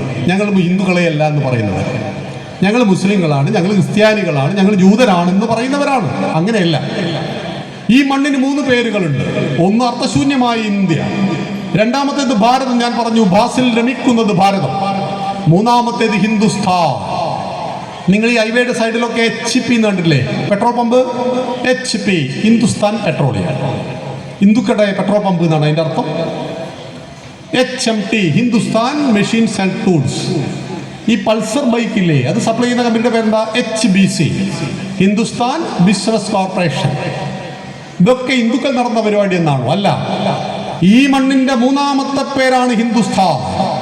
സൗദി അറേബ്യയിൽ ചെന്നാൽ അവിടുത്തെ അറബികൾ നമ്മളെ വിളിക്കുന്നത് ഹിന്ദികൾ എന്നാണ്. ഹിന്ദുസ്ഥാനികൾ. ഹിമാലയം സമാരഭ്യ യാവദിന്ദു സരോവരം തം ദേവനിർമ്മിതം ദേശം ഹിന്ദുസ്ഥാനം പ്രജക്ഷതേ. വിഷ്ണുപുരാണം. വടക്ക് ഹിമാലയത്തിൽ തുടങ്ങി യാവദിന്ദു സരോവരം, ഇന്നത്തെ ഇന്ത്യൻ മഹാസമുദ്രം, അതിൻ്റെ പേര് സിന്ധു സാഗരം എന്നാണ്. സിന്ധു മഹാസാഗരം. നമ്മളെ അറബികൾ വന്നതുകൊണ്ട് കടലിന്റെ പേര് നമ്മൾ മാറ്റി അറബിക്കടലാക്കി. നോക്കൂ, അറബി അതിലൂടെ കപ്പലിൽ പോയതാ. നമ്മുടെ കുരുമുളക് വാങ്ങാനും നമ്മുടെ ഏലം വാങ്ങാനും കപ്പലിൽ വന്നതുകൊണ്ട് നമ്മുടെ സാഗരത്തിന്റെ പേര്, സിന്ധു സാഗരത്തിന്റെ പേര് മാറ്റിയിട്ട് അറബിയുടെ പേരിട്ട് കൊടുത്തു, അറബിക്കടൽ. ഗംഗോത്രിയിൽ നിന്നുത്ഭവിച്ച് 2500 കിലോമീറ്റർ നീളത്തിലൊഴുകി ഗംഗാസാഗരത്തിൽ വന്നു പതിക്കുന്നു എന്നതുകൊണ്ട് ഗംഗ വന്നു പതിക്കുന്ന സാഗരത്തിന് നമ്മൾ കൊടുത്ത പേര് ഗംഗാസാഗരം എന്നാ. നമ്മൾ പേര് മാറ്റി ബംഗാൾ ഉൾക്കടൽ. സിന്ധു സാഗരവും ഗംഗാസാഗരവും സംഗമിക്കുന്ന സാഗരത്തിന്റെ പേരാണ് സിന്ധു മഹാസാഗരം. ഇന്ന് നമ്മുടെ നാട്ടിൽ അഹമ്മദാബാദിന്റെ പേര് മാറ്റി പ്രയാഗ എന്നാക്കിയപ്പോ ആളുകൾ പറഞ്ഞു, ഇതെന്ത് വർഗീയവാദികളാണ്, നിങ്ങൾ ഈ സ്ഥലത്തിന്റെ പേര് മാറ്റുകയാണോ? സുൽത്താൻ ബത്തേരി അല്ല, അത് ഗണപതി വട്ടമാണ് എന്ന് പറഞ്ഞപ്പോൾ ഗണപതി വട്ടം എങ്ങനെ സുൽത്താൻ ബത്തേരി ആയതല്ലേ ചിന്തിക്കേണ്ടത്? ടിപ്പു സുൽത്താൻ പിടിച്ചടക്കിയപ്പോൾ നമ്മുടെ ധാരാളം ക്ഷേത്രങ്ങൾ തകർത്തു, സ്ഥലങ്ങളുടെ പേര് മാറ്റി. അങ്ങനെ സ്ഥലങ്ങളുടെ പേര് മാറ്റിയപ്പോൾ ഗണപതി വട്ടം, ഗണപതി ക്ഷേത്രത്തിന് ചുറ്റുമുള്ള പ്രദേശം, ആ ഗണപതി വട്ടത്തെ സുൽത്താൻ ബത്തേരി എന്നാക്കി. ഒന്നും നമ്മൾ എടുത്തു കളയല്ല, എല്ലാം ശരിയാക്കി കൊണ്ടുവരികയാണ് ചെയ്യുന്നത്. നമുക്ക് നഷ്ടപ്പെട്ടതിനെ തിരിച്ചു കൊണ്ടുവരുന്നു. അപ്പൊ ഞങ്ങൾ ഹിന്ദുക്കളല്ല എന്ന് വിശ്വസിക്കുന്ന തെറ്റിദ്ധരിക്കപ്പെട്ട നമ്മുടെ സഹോദരങ്ങൾ. ഇപ്പൊ APJ അബ്ദുൽ കലാം 5 നേരം നിസ്കരിക്കുന്ന മുസ്ലിമാണ്. അടൽ ബിഹാരി വാജ്പേയി എന്ന് പറയുന്ന ഹിന്ദു ഈ നാടിന്റെ പ്രധാനമന്ത്രിയായ സമയത്ത് ഈ മണ്ണിന്റെ രാഷ്ട്രപതി ഒരു മുസ്ലിം ആയിരുന്നു, ഈ മണ്ണിന്റെ പ്രധാനമന്ത്രി ഒരു ഹിന്ദു ആയിരുന്നു, ഈ നാടിന്റെ രാജ്യരക്ഷാ വകുപ്പ് മന്ത്രി ജോർജ് ഫെർണാണ്ടസ് ഒരു ക്രിസ്ത്യാനിയായിരുന്നു. ആലോചിച്ചു, ഇങ്ങനൊരു നാട് ഈ ആകാശത്തിന് കീഴിൽ എവിടെ കാണാൻ കഴിയും? ഹിന്ദുവായ പ്രധാനമന്ത്രി, ഇസ്ലാമായ രാഷ്ട്രപതി, ക്രിസ്ത്യാനിയായ രാജ്യരക്ഷാ വകുപ്പ് മന്ത്രി കാണാൻ കഴിയുമോ?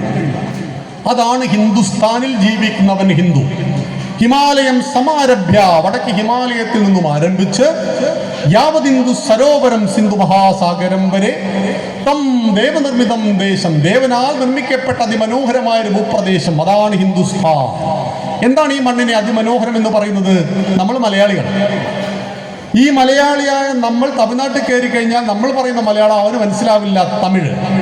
അവിടുന്ന് അങ്ങോട്ട് കിടന്നാൽ കന്നഡ, അവിടുന്ന് അങ്ങോട്ട് കിടന്നാൽ തെലുങ്കാന, പിന്നെ ഒറീസ, പഞ്ചാബി, മറാഠി, ഗുജറാത്തി, ഹിന്ദി, അങ്ങനെ തുടങ്ങി 10-25 ഭാഷകൾ അറിയാമെങ്കിൽ മാത്രമേ ഇന്ത്യയിലെ എല്ലാ പ്രദേശത്തും പോകാൻ പറ്റുള്ളൂ.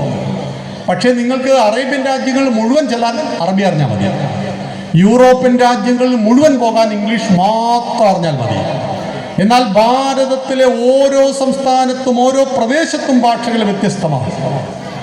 എന്നാൽ ലോകത്ത് ഭാരതത്തിൽ എവിടെ ചെന്ന് പറഞ്ഞാലും നിങ്ങൾ ജയ് റാം പറഞ്ഞാൽ സീതാറാം എന്ന മറുപടി കിട്ടും. നിങ്ങൾ ഭാരതത്തിൽ ആരെ കണ്ടിട്ട് നമസ്തേ എന്ന് പറഞ്ഞാലും തിരിച്ച് നമസ്കാരം എന്ന് പറയും. കാരണം അതാണ് ഈ മണ്ണിന്റെ സംസ്കാരം. കന്യാകുമാരി ദേവി തപസ് ചെയ്യുന്ന ആരെയാ?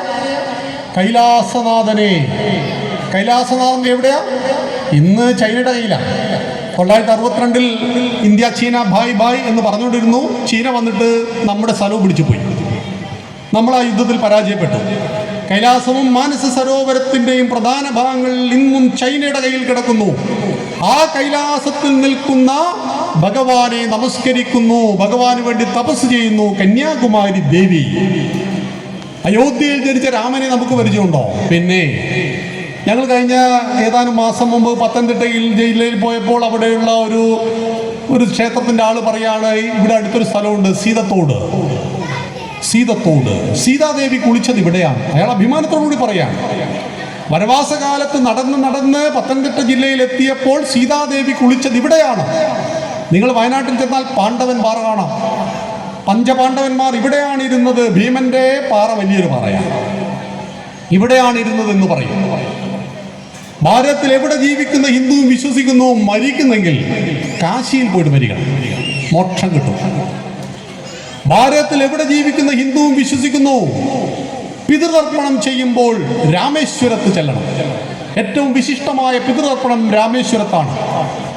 ഇപ്പം കാശ്മീരിൽ ശാന്തമായി. എൻ്റെ നാട്ടിൽ നിന്ന് പോലും ആളുകൾ കാശ്മീരിൽ ടൂറിന് പോകുന്നു. എന്നാൽ കാശ്മീരിൽ തീർത്ഥാടനത്തിന് പോകുമ്പോൾ ഇക്കഴിഞ്ഞ 2 ആഴ്ച മുമ്പാണ് ഇസ്ലാമിക ഭീകരവാദികളുടെ ആക്രമണത്തിൽ 10 ഭക്തന്മാർ കൊല്ലപ്പെട്ടത്. പക്ഷേ അതൊന്നും ഭയപ്പെടുത്തുവാനുള്ള സംഖ്യയല്ല. കാരണം ലക്ഷക്കണക്കിന് ആളുകളാണ് ദിവസവും അവിടെ ഒഴുകിക്കൊണ്ടെത്തിരിക്കുന്നത്. ബദ്രീനാഥും അമർനാഥും എല്ലാം കിടക്കുന്ന ഈ ഹിമാലയൻ മലനിരകളിലേക്ക് ജീവൻ പണയം വെച്ചുകൊണ്ട് ഹിന്ദുക്കൾക്ക് പോകുവാൻ യാതൊരു മടി അന്നുമില്ല ഇന്നുമില്ല.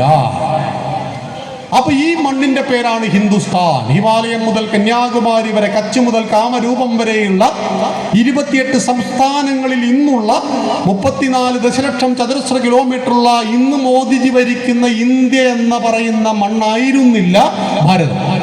അതുകൊണ്ടാണ് കവി പാടിയത്, മറഞ്ഞു മഹത്തായ ഗാന്ധാരദേശം, മറഞ്ഞു മഹോദാര ബ്രഹ്മപ്രദേശം, മുറിഞ്ഞറ്റു വീണു മനോരമ്യലങ്ക, മഹാദേവി നിൻ കാലിലെ പൊൻചിലങ്ക എന്ന്. പ്രിയമുള്ളവരെ, ഈ ഗാന്ധാരദേശം ഏതെന്നറിയോ? ഇന്നത്തെ അഫ്ഗാനിസ്ഥാനാണ്. നിങ്ങൾ സമയം കിട്ടുമ്പോൾ യൂട്യൂബിൽ നിങ്ങൾ സെർച്ച് ചെയ്യണമെന്ന് ഞാൻ പറയില്ല. ഒരു ഭീകരമായ കാഴ്ചയുണ്ട്. 14 വയസ്സുള്ള ഒരു പെൺകുട്ടിയുടെ കൈ വെട്ടിക്കളയുന്നു അവിടുത്തെ അഫ്ഗാനിസ്ഥാനിലെ ഭീകരവാദികൾ, താലിബാനിസ്റ്റുകൾ. എന്താ കാരണം? അവൾ നെയിൽ പോളിഷ് ഇട്ടു. ചൂട്ടസ് എന്നൊക്കെ പറയില്ലേ നമ്മൾ? അവിടെ പാടില്ലത്. അതിൻ്റെ പേരിൽ കൈവെട്ടിക്കളയുന്ന അഫ്ഗാനിസ്ഥാൻ. മഹാഭാരതത്തിൽ ഗാന്ധാരിയുടെ ഗാന്ധാരദേശം നമുക്ക് നഷ്ടപ്പെട്ടു. പാഞ്ചാലിയുടെ ദേശത്തിന്റെ പേരാണ് പാഞ്ചാല ദേശം. അതാണ് ഇന്നത്തെ പാകിസ്ഥാൻ. ബംഗാളദേശം ഇന്നത്തെ ബംഗ്ലാദേശ്. ബ്രഹ്മപ്രദേശം ഇന്നത്തെ മ്യാൻമാർ. കുബേരന്റെ സാമ്രാജ്യം ശ്രീലങ്ക. സ്വർണം കൊണ്ടുണ്ടാക്കിയ കുബേരന്റെ സാമ്രാജ്യം. അന്ന് സ്വന്തമായിട്ട് വിമാനമുള്ള ആളായിരുന്നു കുബേരൻ. കുബേരന്റെ വിമാനത്തിന്റെ പേരാണ് പുഷ്പക വിമാനം. ഇനി വിമാനം കണ്ടുപിടിച്ചത് ആരാന്ന് ചോദിച്ചാൽ കുബേരന്റെ പേരൊന്നും പറഞ്ഞേക്കരുത്, അത് റൈറ്റ് സഹോദരന്മാർ തന്നെയാണ്. പക്ഷേ രാമായണത്തിൽ വിമാനം എന്ന സങ്കല്പം ഉണ്ടായിരുന്നു. 10,000 വർഷങ്ങൾക്ക് മുമ്പ് രാമായണം എന്ന ഗ്രന്ഥം രചിച്ചപ്പോൾ, രാമന്റെ കഥ നമ്മളെ പറഞ്ഞ് വാൽമീകി മഹർഷി മനസ്സിലാക്കിയപ്പോൾ ആകാശത്തിലൂടെ സഞ്ചരിക്കുന്ന ഒരു വാഹനമുണ്ടായിരുന്നു എന്ന് പറഞ്ഞു എന്ന് മാത്രമല്ല, ഭരദ്വാജന്റെ വിമാന സംഹിതയിൽ 10-ൽ പരം വിമാനങ്ങൾ എങ്ങനെ ഉണ്ടാക്കാമെന്നും പറഞ്ഞിട്ടുണ്ട്. സമയം കിട്ടുമ്പോൾ തഞ്ചാവൂരിലൊന്ന് പോവുക. ഇവിടെ അടുത്താണ്, തമിഴ്നാട്ടിലെ. 1800 വർഷം മുമ്പ് ഉണ്ടാക്കിയ ആ ക്ഷേത്രത്തിന്റെ വലിയ ഗോപുരങ്ങളും തൂണുകളും നോക്കുക. നമ്മുടെ നാട്ടിലെ ഏറ്റവും വലിയ തെങ്ങിനേക്കാൾ ഹൈറ്റുള്ള ഗോപുരങ്ങളെ കണ്ടിട്ട് 1800 കൊല്ലം മുമ്പ് ഇതേത് എഞ്ചിനീയറിംഗ് ആയിരുന്നു എന്ന് നമ്മുടെ മക്കളോട് അങ്ങോട്ട് ചോദിക്കുക. അല്ലാതെ ഊട്ടി വീഗാലാൻഡ് മാത്രം കണ്ടാൽ പോരാ. നിന്റെ പൂർവികന്മാർ 1000 വർഷങ്ങൾക്ക് മുമ്പ് സ്ഥാപിച്ചതാണ് ഈ ക്ഷേത്രം എന്ന് പഠിപ്പിക്കണം. ഇനി സമയം കിട്ടുമ്പോൾ ശ്രീരംഗത്ത് പോകുക. 1000 തൂണുകൾ കാണുക. 1000 തൂണുകൾക്ക് ഒരു ഇരുമ്പ് പടി കൊണ്ടടിക്കുക. ഒന്നാമത്തെ തൂണിനടിച്ചാൽ ഒന്നാമത്തെ സ്വരം, രണ്ടാമത്തെ തൂണിന് രണ്ടാമത്തെ സ്വരം, 1000-ാമത്തെ തൂണിന് 1000-ാമത്തെ മ്യൂസിക് വരും. ഓരോ തൂണിനും ഓരോ മ്യൂസിക്കിനെ നിശ്ചയിച്ച ആ എഞ്ചിനീയറിംഗ് വൈദഗ്ധ്യം എന്താണ് എന്ന് പഠിക്കണമെങ്കിൽ ആയിരക്കണക്കിനും 2000-കണക്കിനും വർഷങ്ങൾക്ക് മുമ്പ് എൻ്റെ രാജ്യത്തിൽ എന്തുണ്ടായിരുന്നു എന്ന് നമ്മുടെ ഹിന്ദു കുട്ടികളെ പഠിപ്പിക്കണം അമ്മമാരെ. അവർക്ക് അഭിമാനമുണ്ടാകണം ഞാനൊരു ഹിന്ദു ആയതിൽ. നളന്ദ സർവകലാശാല ഇപ്പൊ പുനഃസ്ഥാപിച്ചു കൊണ്ടിരിക്കുന്നു. നമ്മുടെ പ്രധാനമന്ത്രി അതിൻ്റെ അനൗപചാരിക ഉദ്ഘാടനം നിർവഹിച്ചു കഴിഞ്ഞു. നളന്ദ സർവകലാശാലയുടെ പണി പൂർത്തിയായിട്ടില്ല. 600 കൊല്ലം മുമ്പ് അലാവുദ്ദീൻ ഖിൽജി തീ കൊടുക്കുമ്പോൾ നളന്ദ സർവകലാശാലയുടെ ഗ്രന്ഥാലയം, ലൈബ്രറി 9 നിലയുണ്ടായിരുന്നു. 90 ലക്ഷം പുസ്തകങ്ങൾ ഉണ്ടായിരുന്നു.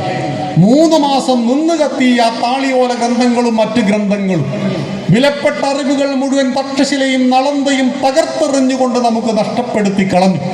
നഷ്ടപ്പെട്ട ഓരോന്നിനെയും ഹിന്ദുക്കൾ തിരിച്ചു പിടിക്കുന്ന വർത്തമാന കാലഘട്ടത്തിലൂടെ നമ്മൾ ചിന്തിക്കുമ്പോൾ അഭിമാനത്തോടുകൂടി പറയുവാൻ നമുക്ക് കഴിയണം, ഞാനൊരു ഹിന്ദുവാണ് എന്ന്.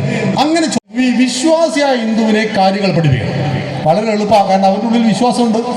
അവൻ ദൈവത്തെ നിഷേധിക്കില്ല, അവൻ ദൈവത്തെ തെറി വിളിക്കില്ല, അവൻ രാമനെ കളിയാക്കില്ല. അവൻ എല്ലാ ദിവസവും അമ്പലത്തിൽ വരും, ആഴ്ചയിൽ ഒരു ദിവസം വരും. അവൻ വന്നിട്ട് അവനോട് പ്രാർത്ഥിക്കും. എന്താ പ്രാർത്ഥിക്കുക? നമ്മളൊക്കെ അമ്പലത്തിൽ പോയിപ്പോൾ എന്താ പ്രാർത്ഥിക്കുക?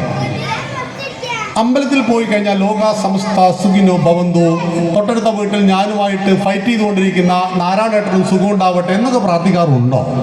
എവിടെ? ഉണ്ടാവില്ല. അങ്ങനെയൊന്നും പ്രാർത്ഥിക്കണ്ട. എനിക്കും എൻ്റെ അച്ഛനും അമ്മയ്ക്കും ഭർത്താവിനും മക്കൾക്കും സുഖം ഉണ്ടാവട്ടെ, ഇത് മാത്രം പ്രാർത്ഥിച്ചാൽ മതി. എനിക്കും എൻ്റെ കുടുംബത്തിനും സുഖം ഉണ്ടാകട്ടെ എന്ന് പ്രാർത്ഥിച്ചതിന് ശേഷം തിരിച്ച് വീട്ടിൽ വരില്ലേ? വരും. രാവിലെ ഭക്ഷണം കഴിച്ചിട്ടാണോ അമ്പലത്തിൽ പോവുക? അല്ല, ഭക്ഷണം കഴിക്കുന്നതിന് മുമ്പ് കുളിച്ചിട്ടാണ് പോവുക. തിരിച്ചു വരുമ്പോൾ ഊൺമേശയിൽ, നമ്മുടെ തീന്മേശയിൽ എന്തൊക്കെ വേണം? പുട്ട്, കടല, ഇഡ്ഡലി, വെള്ളാപ്പ്, ഇങ്ങനെ പലതും പ്രതീക്ഷിക്കുന്നില്ലേ? ഇതില്ലെങ്കിലോ 10 ദിവസം പട്ടിണിയായി. എത്ര പേർ അമ്പലത്തിൽ പോകും? വെള്ളപ്പൊക്കമുള്ള സമയത്ത് ആരെയും അമ്പലത്തിൽ കണ്ടില്ലല്ലോ. നല്ല വെള്ളപ്പൊക്കം വന്നപ്പോൾ പത്തനംതിട്ടയിൽ ആരും പള്ളിയിൽ പോയില്ലല്ലോ. അപ്പൊ അനുകൂലമായ സാഹചര്യങ്ങൾ വരുമ്പോഴാണ് ക്ഷേത്രങ്ങളും പള്ളികളുമെല്ലാം നിലനിൽക്കുന്നത്. ശരിയാണോ? അങ്ങനെയെങ്കിൽ തിരിച്ച് ഞാൻ വീട്ടിലെത്തിയപ്പോൾ എൻ്റെ വീട്ടിൻ്റെ തീന്മേശയ്ക്ക് മുകളിൽ പുട്ടും കടലയും ഉണ്ടാകണമെങ്കിൽ ആര് പണിയെടുക്കണം? ആന്ധ്രയിലെ കർഷകന് സ്വൈരമുണ്ടാകണം, ശാന്തി ഉണ്ടാകണം. എന്നാലേ എൻ്റെ ഉന്മേശയിൽ എന്ത് വരുള്ളൂ? അരിയും പുട്ട് വരുള്ളൂ. ഉച്ചക്ക് സാമ്പാർ വേണ്ടേ? എന്തൊക്കെ വേണം? വെണ്ട വേണം, തക്കാളി വേണം. മലയാളി ഉണ്ടാക്കുന്നുണ്ടോ? അപ്പൊ തമിഴ്നാട്ടിലെ കർഷകന് ശാന്തി ഉണ്ടാകണം. രാത്രി ചപ്പാത്തി വേണ്ടേ? വേണം. ആരുണ്ടാക്കും? നമ്മൾ ഉണ്ടാക്കുമോ? ഇല്ല. പഞ്ചാബിലെ കർഷകന് ശാന്തി വേണം. ഞാൻ 3 നേരം ഉണ്ണണമെങ്കിൽ ആന്ധ്രക്കാരനും തമിഴ്നാട്ടുകാരനും കർണാടകക്കാരനും പഞ്ചാബുകാരനും ശാന്തി വേണം. ഇനി എൻ്റെ നാട്ടിൽ, എൻ്റെ വീട്ടിലൊരു പട്ടാക്കാരനുണ്ട്. അവൻ കാശ്മീരിലാണ്, BSFിലാണ്. അതിർത്തി കടന്നുകൊണ്ട് കുറേ ഭീകരന്മാർ ഇങ്ങോട്ട് കയറി എന്ന വാർത്ത TV-യിൽ കണ്ടാൽ വീട്ടിൽ അമ്മയ്ക്ക് ശാന്തി ഉണ്ടാവുമോ? ശാന്തി ഉണ്ടാവില്ല. അങ്ങനെയെങ്കിൽ പാകിസ്ഥാനിലെ ഭീകരനും ശാന്തി വേണം. ലോകത്തിൽ ഒരു മനുഷ്യന്റെ ഉള്ളിൽ അശാന്തി ഉണ്ടായാൽ അത് ലോകത്തിന്റെ അശാന്തിയാകും. കുടുംബത്തിൽ അച്ഛൻ്റെ ഉള്ളിൽ അശാന്തി ഉണ്ടായാൽ അച്ഛൻ പൊട്ടിത്തെറിക്കും, കൂടെ അമ്മയും പൊട്ടിത്തെറിക്കും. 2 പൊട്ടിത്തെറികൾ ഏറ്റുമുട്ടും, അത് കുട്ടികളിലേക്ക് ബാധിക്കും. പ്രശ്നങ്ങൾ വലുതാകും, പ്രശ്നങ്ങൾ നമ്മുടെ നിയന്ത്രണത്തിൽ നിന്ന് വിട്ടുപോകും. അങ്ങനെയാണ് വിവാഹമോചനമൊക്കെ നടക്കുന്നത്. ഒരു മനുഷ്യന്റെ ഉള്ളിലുണ്ടാകുന്ന അശാന്തി ആ കുടുംബത്തെ തകർക്കുന്നത് പോലെ ഹിന്ദു സമാജത്തിന്റെ ഉള്ളിലുണ്ടാകുന്ന അശാന്തി ഈ രാഷ്ട്രത്തെ തകർത്തുകളെ. ആ ഹിന്ദു സമൂഹത്തിന്റെ ഉള്ളിൽ ശാന്തി ഉണ്ടാകണമെങ്കിൽ അവന്റെ വിശ്വാസങ്ങളാണ് അവന് ശാന്തിയെ നൽകുന്നത്. അതുകൊണ്ടാണ് അമ്പലത്തിൽ വന്നാൽ ഒരു ശാന്തി ലഭിക്കും. അമ്പലത്തിൽ വന്നാൽ നമുക്ക് സമാധാനം ലഭിക്കും. ക്ഷേത്രം എന്ന വാക്കിന്റെ അർത്ഥം ക്ഷയാത് ത്രായതേ ഇതി ക്ഷേത്ര. ക്ഷയത്തിൽ നിന്നും എന്നെ രക്ഷിക്കുന്നത് ക്ഷേത്രം. ക്ഷയം നാശം. എന്നെ നാശത്തിൽ നിന്നും രക്ഷിക്കുന്നത് ക്ഷേത്രമാണ്. ഏത് നാശം? എൻ്റെ എല്ലാ നാശത്തിൻ്റെയും അടിസ്ഥാന കാരണം എൻ്റെ മനസ്സിലെ ചിന്തകളാണ്, എൻ്റെ ലോലവികാരങ്ങളാണ്, എൻ്റെ വീക്ക്നെസ്സുകളാണ്. എൻ്റെ പ്രശ്നങ്ങളുടെ കാരണം ഞാനാണ്. അതുകൊണ്ട് ഗീതയിൽ ഭഗവാൻ പറയും, ഉദ്ധരേതാത്മനാത്മാനം. നിന്നെ ഉയർത്തുന്നത് നീയാണ് അർജുന, നിന്നെ താഴ്ത്തുന്നത് നീയാണ്. നിന്റെ ബന്ധു നീയാണ്, നിന്റെ ശത്രു നീയാണ്. അതുകൊണ്ട് നീ ഇങ്ങനെ തേരിന്റെ തട്ടിൽ കരഞ്ഞു കിടക്കാതെ നിന്റെ കർമ്മത്തെ ചെയ്യൂ. 10ാം ക്ലാസ്സിലെ പരീക്ഷയുടെ തലേ ദിവസം വരെ മൊബൈൽ മാന്തിക്കൊണ്ടിരുന്നവൻ എങ്ങനെ A+ കിട്ടും? അങ്ങനെ A+ കിട്ടാതിട്ട് അമ്പലത്തിൽ പോയിട്ട് പ്രാർത്ഥിച്ചിട്ടും വെളിച്ചെണ്ണ കൊടുത്തിട്ടും കാര്യമുണ്ടോ? താൻ എന്താ ചെയ്യേണ്ടത്? താൻ പാതി ദൈവം പാതി. നമ്മുടെ പാതി നമ്മൾ ചെയ്താലേ ദൈവത്തിന്റെ പാതി ദൈവം ചെയ്യുള്ളൂ. അതുകൊണ്ട് എന്നെ ക്ഷയത്തിൽ നിന്നും രക്ഷിക്കുന്നത് ക്ഷേത്രമാണെങ്കിൽ എൻ്റെ നാശം എന്തെന്ന് ഞാൻ തിരിച്ചറിഞ്ഞുകൊണ്ട് ആ നാശത്തിൽ നിന്ന് ഞാൻ രക്ഷപ്പെടണം. ഞാൻ രക്ഷപ്പെട്ടാൽ എൻ്റെ കുടുംബം, എൻ്റെ സമാജം രക്ഷപ്പെടും. അപ്പോൾ ക്ഷേത്രം എന്ന വാക്കിന്റെ അർത്ഥം ക്ഷയാത് ത്രായതേതി ക്ഷേത്ര. രണ്ടാമത്തെ ആരോപണമാണ് ഹിന്ദുക്കൾ കല്ലിനെ മണ്ണിനെ ആരാധിക്കുന്നവരാണ്. പറയണം, ഞങ്ങൾ കല്ലിനെ ആരാധിക്കുന്നവരല്ല, ഞങ്ങൾ ബിംബത്തെ ആരാധിക്കുന്നവരല്ല. കല്ലിനെ ആരാധിക്കുന്നവരായിരുന്നുവെങ്കിൽ നമ്മൾ ആരാധിക്കേണ്ട എവിടെ പോയിട്ട് ആ ക്വാറിയിലാണ് പോകേണ്ടത്. വലിയ വലിയ കല്ലൊക്കെ അവിടെയല്ലേ കിടക്കുന്നത്. നിങ്ങളുടെ ഈ മതിലൊക്കെ കെട്ടിയിരിക്കുന്ന കല്ലുകൊണ്ടല്ലേ നമ്മൾ ആരെങ്കിലും ഈ മതിലിനെ ആരാധിക്കാറുണ്ടോ? ഹിന്ദുക്കൾ വിഗ്രഹാരാധകരാണ്. എന്താണ് വിഗ്രഹം എന്ന വാക്കിന്റെ അർത്ഥം? വിശേഷേണ ഗ്രാഹയതി ഇതി വിഗ്രഹ. ഒരു വസ്തുവിലൂടെ നിങ്ങൾ ഒരു തത്വത്തെ കാണുന്നു, ഗ്രഹിക്കുന്നു എങ്കിൽ അതിൻ്റെ പേരാണ് വിഗ്രഹം. നമ്മളെ കളിയാക്കാറുണ്ട്. നമ്മളെ കളിയാക്കുന്നവരോട് നിങ്ങൾ പറഞ്ഞു കൊടുക്കണം, നിന്റെ മതവും വിഗ്രഹത്തെ ആരാധിക്കുന്നു. നോക്കൂ, തൊട്ടടുത്ത അങ്ങാടിയിൽ ചെന്നു 3 നിറത്തുള്ള തുണികൾ വാങ്ങി. ഞാൻ തൊട്ടടുത്ത പോലീസ് സ്റ്റേഷന് മുന്നിൽ കൊണ്ടുപോയിട്ട് കത്തിച്ചു. എന്തെങ്കിലും കുഴപ്പമുണ്ടാവും? എൻ്റെ പോക്കറ്റിലെ പൈസ പോയി. തൊട്ടടുത്ത കടയിൽ ചെന്നു 3 നിറത്തിലുള്ള തുണികൾ കൊണ്ടുണ്ടാക്കിയ ദേശീയ പതാക വാങ്ങി. അത് പോലീസ് സ്റ്റേഷന്റെ മുന്നിൽ കൊണ്ടുപോയി കത്തിച്ചു. എന്തെങ്കിലും കുഴപ്പമുണ്ടാവും? കുഴപ്പമുണ്ട്. 2 കൊല്ലം കഴിഞ്ഞാൽ നിങ്ങൾക്ക് എന്നെ കാണാൻ പറ്റും, ഞാൻ ജയിലിലായിരിക്കും. 3 നിറത്തിലുള്ള തുണികൾ വെവ്വേറെ കത്തിച്ചാൽ കുഴപ്പമില്ല. പച്ചയും വെള്ളയും കുങ്കുമ നിറത്തിലുള്ള തുണികൾ ചേർത്ത് വെച്ചിട്ട് അതിനെ ദേശീയ പതാക എന്ന് വിളിച്ച് കത്തിച്ചാൽ 2 വർഷം ജയിലിൽ പോകേണ്ടി വരുന്നത് ദേശീയ പതാകയ്ക്ക് ജീവനുള്ളത് കൊണ്ടല്ല. കടയിൽ കിടന്ന തുണി ദേശീയ പതാകയായി മാറുമ്പോൾ അത് ഈ രാജ്യത്തിന്റെ പ്രതീകമാണ്. നമ്മുടെ നാട്ടിൽ എത്ര രാഷ്ട്രീയ പാർട്ടികളുണ്ട്, എല്ലാവർക്കും കൊടിയില്ലേ? നിങ്ങൾ പാർട്ടിക്കാരന്റെ കൊടിയൊന്ന് കത്തിച്ചു നോക്കൂ, ചിലപ്പോൾ തല തന്നെ പോയി കിട്ടും. കടയിൽ കിടന്ന തുണി പാർട്ടി കൊടിയായി മാറിയാൽ ആ പാർട്ടിയുടെ ആശയത്തിന്റെ പ്രതീകമാണ്. അതുകൊണ്ടാണ് ഹിന്ദുക്കൾ വിളിച്ചത് വിശേഷേണ ഗ്രാഹയതി വിഗ്രഹ. മരം കൊണ്ടും മണൽ കൊണ്ടും സിമന്റ് കൊണ്ടുമുള്ള കുരിശ് കാണുമ്പോൾ നമുക്ക് കൂട്ടണം എന്ന ചിഹ്നമാണ് ഓർമ്മ വരിക. യേശുവിനെ, ക്രിസ്ത്യാനിറ്റി ഓർമ്മ വരും. ഇസ്ലാം വിഗ്രഹത്തെ ആരാധിക്കുന്നുണ്ട്. ഇസ്ലാമിൽ പ്രധാനപ്പെട്ട ഒരു ചടങ്ങ് ഇതാ ഇപ്പോൾ നടന്നുകൊണ്ടിരിക്കുകയാണ്, ഹജ്ജ് കർമ്മം. ഹജ്ജ് കർമ്മത്തിലൊരു ചടങ്ങാണ് സാത്താനെ കല്ലെറിയ. ചെറിയ കല്ലെടുത്ത് വലിയ കല്ലിനെ എറിയുന്ന ഒരു ചടങ്ങാണ്. ചെറിയ കല്ല് മനസ്സിലെ തിന്മയും വലിയ കല്ല് തിന്മയുടെ പ്രതീകമായ സത്താൻ. ജീവനുള്ള സാത്താനെ ഇന്ന് വരെ ആരും കല്ലെറിഞ്ഞിട്ടില്ല. വിഗ്രഹത്തെ ആരാധിക്കാത്ത ഒരു മതമോ ഒരു ഇസ്മോ ഭൂമിയിലില്ല. എന്നാൽ ഹിന്ദുക്കൾ ഇത് ശാസ്ത്രീയമായിട്ട് മനസ്സിലാക്കി, എന്നിട്ട് ശാസ്ത്രീയമായി പ്രതിഷ്ഠിച്ചു. അതെന്തുകൊണ്ട്? എന്താ ഈ അമ്പലത്തിൽ വരുന്നതിന്റെ ശാസ്ത്രം? അപ്പൊ പറഞ്ഞു കൊടുക്കണം, ഓരോ മനുഷ്യനും, അത് ഹിന്ദുവോ മുസ്ലിമോ ക്രിസ്ത്യാനിയോ എന്നില്ല, ഓരോ മനുഷ്യനും ഓരോ ജീവിയും ഉണ്ടാക്കപ്പെട്ടത് പഞ്ചഭൂതങ്ങളാലാണ്. ഏതാണ് പഞ്ചഭൂതങ്ങൾ? ആകാശം, വായു, അഗ്നി, ജലം, ഭൂമി. ഇതിനെ മനുഷ്യൻ എങ്ങനെ മനസ്സിലാക്കുക? പഞ്ചേന്ദ്രിയങ്ങളിലൂടെ. ആകാശം ശബ്ദം, ചെവി; വായു സ്പർശം, ത്വക്ക്; അഗ്നി കാഴ്ച, കണ്ണ്; ജലം രസം, നാവ്; ഭൂമി ഗന്ധം, മൂക്ക്. നോക്കൂ, പഞ്ചഭൂതങ്ങളെ പഞ്ചേന്ദ്രിയങ്ങളുമായി കണക്ട് ചെയ്യുന്ന ഒരൊറ്റ കേന്ദ്രമേ ഈ ഭൂമിയിലുള്ളൂ.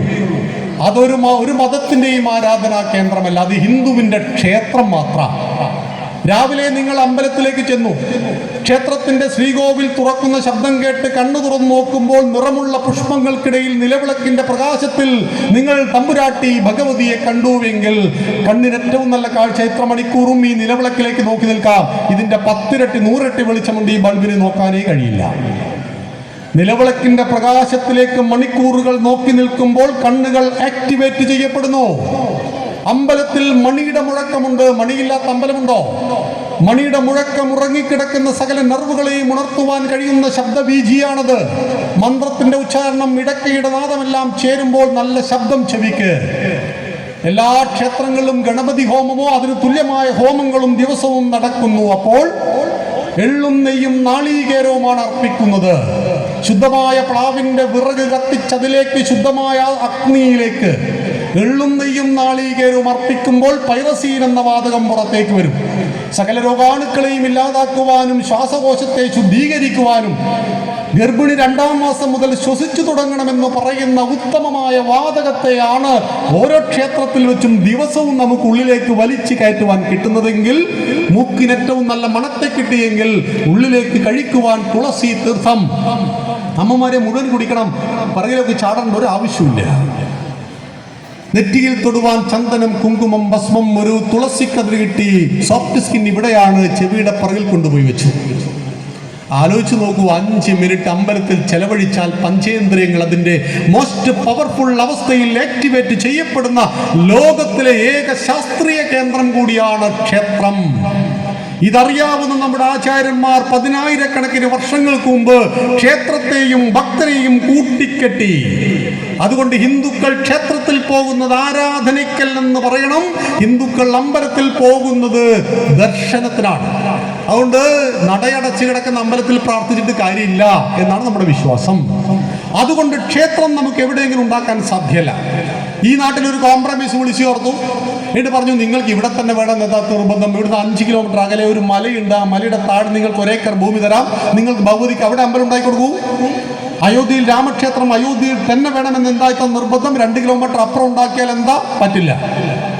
ഇസ്ലാമത വിശ്വാസപ്രകാരം, ക്രൈസ്തവ വിശ്വാസപ്രകാരം, ജൂത വിശ്വാസപ്രകാരം അവർക്ക് ആരാധനാലയം എവിടെ ഉണ്ടാക്കാം, ഒന്നിച്ചാരാധിക്കുവാനുള്ള ഒരു കേന്ദ്രം മാത്രമാണ്. എന്നാൽ നിങ്ങളിവിടെ ഒരു 10 ഏക്കർ ഭൂമി നൽകിയിട്ട് ഒരു അമ്പലം ഉണ്ടാക്കാൻ പറഞ്ഞാൽ നമുക്ക് അമ്പലം ഉണ്ടാക്കാൻ പറ്റില്ല. ഒന്നാമത് വാസ്തുശാസ്ത്രം, വാസ്തുശാസ്ത്രപ്രകാരം ഈ ഭൂമിയിൽ അമ്പലം ഉണ്ടാക്കാൻ പറ്റുമെന്ന് പരിശോധിക്കണം. രണ്ടാമത് തന്ത്രശാസ്ത്രം, അവിടെ ഏത് ക്ഷേത്രം പറ്റുമെന്ന് തന്ത്രി പറയണം. മൂന്നാമത് ദേവഹിതം, ദേവപ്രശ്നം വെച്ചിട്ട് നമ്മൾ സുബ്രഹ്മണ്യനെ, ഗണപതിയെ, ഭഗവതിയാണ് ഇവിടെ പ്രതിഷ്ഠിക്കുവാൻ ഉദ്ദേശിക്കുന്നുവെങ്കിൽ അത് ഭഗവതിക്ക് സമ്മതമാണോ എന്ന് പരിശോധിക്കണം. വാസ്തുശാസ്ത്രവും തന്ത്രശാസ്ത്രവും ദേവപ്രശ്നവും ഒന്നിച്ചു വന്നാൽ മാത്രമേ ഹിന്ദുവിന് അമ്പലം ഉണ്ടാക്കാൻ പറ്റുള്ളൂ. അതുകൊണ്ട് ഈ ബാലാലയ പ്രതിഷ്ഠ ഇവിടെയല്ലാതെ 1 മീറ്റർ ഇടത്തോട്ടോ വലത്തോട്ടോ മാറ്റി ഉണ്ടാക്കാൻ സാധ്യമല്ല. അതാണ് നമ്മുടെ വിശ്വാസം. ആ വിശ്വാസത്തിന്റെ അടിസ്ഥാനത്തിലാണ് ക്ഷയാത് ത്രായതേ ഇതി ക്ഷേത്ര എന്ന് ഹിന്ദുക്കൾ പറഞ്ഞിരിക്കുന്നത് എന്ന് മനസ്സിലാക്കണം. അവിടെയാണ് രണ്ടാമത്തെ ഹിന്ദു, വിശ്വാസിയായ ഹിന്ദുവിനെ കാര്യങ്ങൾ പറഞ്ഞ് ബോധിപ്പിക്കണം. അവൻ്റെയോട് പറഞ്ഞു കൊടുക്കണം, നീ ഹിന്ദുവായതിൽ അഭിമാനിക്കണം. അപ്പൊ അവൻ ചോദിക്കും, എന്തിന്? കാരണം നിനക്കൊന്നും നിർബന്ധമല്ല. അതാണ് നിന്റെ ഏറ്റവും വലിയ പ്രത്യേകത. നിനക്ക് മതത്തിന്റെ ഒരു കെട്ടുപാടുമില്ല. എൻ്റെ പ്രിയപ്പെട്ട അമ്മ പെങ്ങന്മാർ, ഇവിടെ വന്നപ്പോൾ നിങ്ങൾ സാരി ഉടുത്തു, ചുരിദാർ ഉടുത്തു, പാൻറ് ഇട്ട് വന്നവരുണ്ട്. നമ്മുടെ കുട്ടികളെല്ലാം ഇഷ്ടമുള്ള വസ്ത്രങ്ങൾ ധരിച്ചു പോകുന്നു. അമ്പലത്തിലെ ശാന്തിക്കാരനാണോ പറയുന്നത്? അഖിലഹാദിയായാൽ പിന്നെ കണ്ണ് മാത്രമേ പുറത്ത് കാണൂ. നിങ്ങൾ ഹിന്ദുവായാൽ നിങ്ങൾക്ക് നിങ്ങളുടെ വസ്ത്രം തിരഞ്ഞെടുക്കാം. നിങ്ങളുടെ വ്യക്തിപരമായ ഒരു വിഷയത്തിലും മതം ഇടപെടില്ല. അതാണ് ഹിന്ദുവായാൽ ഒന്നാമത്തെ ഭാഗ്യം. അമ്പലത്തിൽ പോകുന്നവനും ഹിന്ദുവാണ്, പോകാത്തവനും ഹിന്ദുവാണ്. രാമനെ ആരാധിക്കുന്നവനും ഹിന്ദുവാണ്, രാമനെ നിഷേധിക്കുന്നവനും ഹിന്ദുവാണ്. രാമായണം വായിക്കുന്നവനും ഹിന്ദുവാണ്, വായിക്കാത്തവനും ഹിന്ദുവാണ്. എന്നാൽ മതത്തിൽ ചോദ്യം പാടില്ല. ചോദ്യം ചെയ്യാതെ വിശ്വസിക്കുവിൻ. സ്വർഗമുണ്ട് എന്ന് പറഞ്ഞാൽ സ്വർഗമുണ്ട്, അത്ര ചോദ്യമൊന്നുമില്ല. നരകമുണ്ട് എന്ന് പറഞ്ഞാൽ നരകമുണ്ട്. ഹിന്ദുവിനോട് പറഞ്ഞു, ഒരു കള്ളുകുടിയനായ ഹിന്ദുവിനോട് പറഞ്ഞു, നീ ഇങ്ങനെ കള്ളുകുടിച്ച് നടന്നാൽ നീ നരകത്തിലെത്തുന്നു. അപ്പൊ അടിയോട് ചോദിച്ചു, ഇതെവിടെയാണ്? ഇതിപ്പോ എവിടെയാന്ന് നമുക്ക് പറയാൻ പറ്റുമോ? നരകം. അപ്പോൾ നരകത്തിലെ ശിക്ഷകൾ എന്തൊക്കെയാണ്? അത് എണ്ണയിലിട്ട് പൊരിക്കും എന്ന് പറഞ്ഞു. അപ്പൊ ഏത് എണ്ണയാണ് അവിടെ ഉപയോഗിക്കുന്നത്? അപ്പൊ നരകത്തിൽ ഉപയോഗിക്കുന്നത് വെളിച്ചെണ്ണയാണോ എള്ളെണ്ണയാണോ പറയാൻ പറ്റുമോ? ഇത്ര നിസ്സാരമാണ് നമുക്ക് സ്വർഗവും നരകവും ഒക്കെ. ഈ പഞ്ചപാണ്ഡവന്മാര് മരണസമയത്ത് 5 പേരും ദ്രൗപദിയും കൂടി നടന്നു പോവുകയാണ്. ഈ സമയത്ത് ഇവരുടെ കൂടെ തുടക്കത്തിലെ ഒരു പട്ടി കൂടിയിട്ടുണ്ട്, പിറകെ ഒരു പട്ടി നടക്കാൻ കൂടിയിട്ടുണ്ട്. വർഷങ്ങളോളം ഇവർ നടന്നു. ആദ്യം ദ്രൗപദി വീണു. ദ്രൗപദി വീണപ്പോൾ ഭീമൻ ചോദിച്ചു യുധിഷ്ഠിരനോട്, ജ്യേഷ്ഠ, ഇവള് വീഴാൻ കാരണം എന്താണ്? അപ്പോൾ പറഞ്ഞു, നമ്മൾ 5 ഭർത്താക്കന്മാരുണ്ടായിരുന്നെങ്കിലും ഇവൾക്ക് അർജുനോട് ഒരു പ്രത്യേക സ്നേഹം ഉണ്ടായിരുന്നു, അതുകൊണ്ടാണ് ഇവള് വീഴാൻ കാരണമെന്ന് പറഞ്ഞു. രണ്ടാമത് നകുലൻ വീണു. ഇവനെന്താ വീഴാൻ കാരണം? ഇവൻ സൗന്ദര്യത്തിൽ വല്ലാതെ അഹങ്കരിച്ചിരുന്നു, അതുകൊണ്ട് അവൻ വീഴാൻ കാരണം. മൂന്നാമത് സഹദേവൻ വീണു. ഇവൻ വീഴാൻ എന്താ കാരണം? ഇവൻ വിജ്ഞാനിയാണ് എന്ന് വല്ലാതെ അഹങ്കരിച്ചു, അതുകൊണ്ട് വീണു. നാലാമത് അർജുനൻ വീണു. അപ്പൊ ചോദിച്ചു, ലോകത്തിലെ ഏറ്റവും വില്ലാളി വീരൻ ഞാനാണെന്ന് വിശ്വസിച്ചിരുന്നു. 5ാമത് ഭീമൻ തന്നെ വീണു.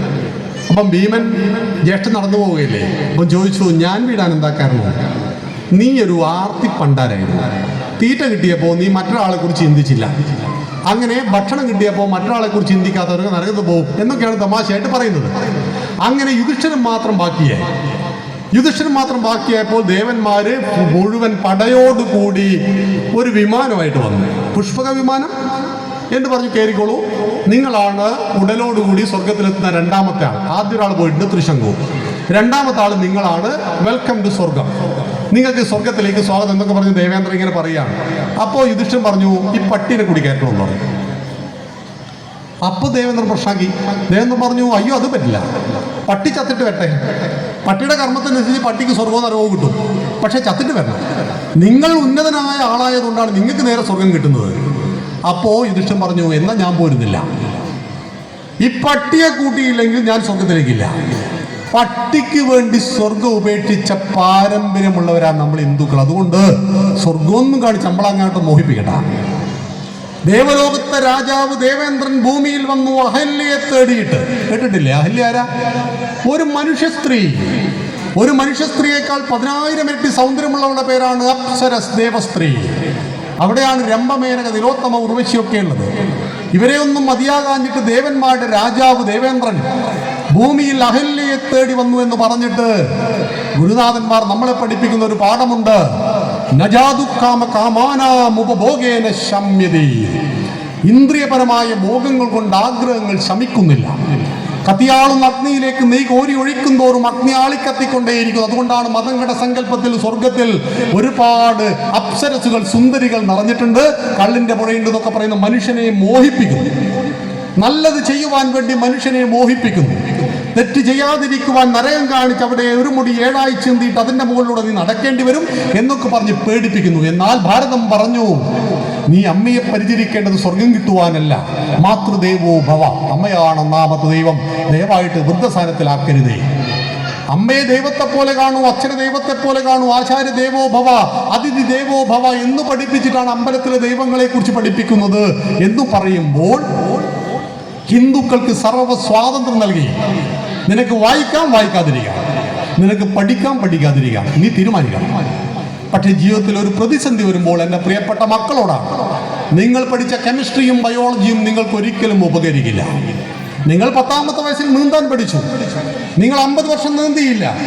നിങ്ങൾ 60ാമത്തെ വയസ്സിൽ ഒരു കുളത്തിൽ വീണു, നീന്തുമോ ഇല്ലയോ? നിങ്ങൾ നീന്തിപ്പോരും. നിങ്ങൾ നീന്താൻ പഠിച്ചില്ലെങ്കിൽ നിങ്ങൾ ആ കുളത്തിൽ കിടന്ന് മുങ്ങിച്ചാവും. നീന്താൻ പഠിക്കുക എന്ന് പറയുന്നത് വിജ്ഞാനമാണ്. മരണം വരെ കൂടെ ഉണ്ടാകുന്ന സകല പ്രതിസന്ധികളിലും നമുക്ക് ഉപകാരമാകുന്നതാണ് വിജ്ഞാനം. ആ വിജ്ഞാനത്തെ പ്രദാനം ചെയ്യുന്നതാണ് രാമായണം, മഹാഭാരതം, ഭഗവത്ഗീതയും എല്ലാം. കർക്കിടക മാസം വായി.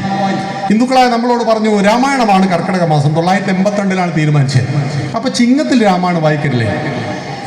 കന്നിയിലും ചിങ്ങത്തിലും കന്നിയിലും തുലാത്തിലും വൃശ്ചികത്തിലും ഒക്കെ പ്രിയപ്പെട്ട അമ്മമാര് രാമായണം വായിക്കണം.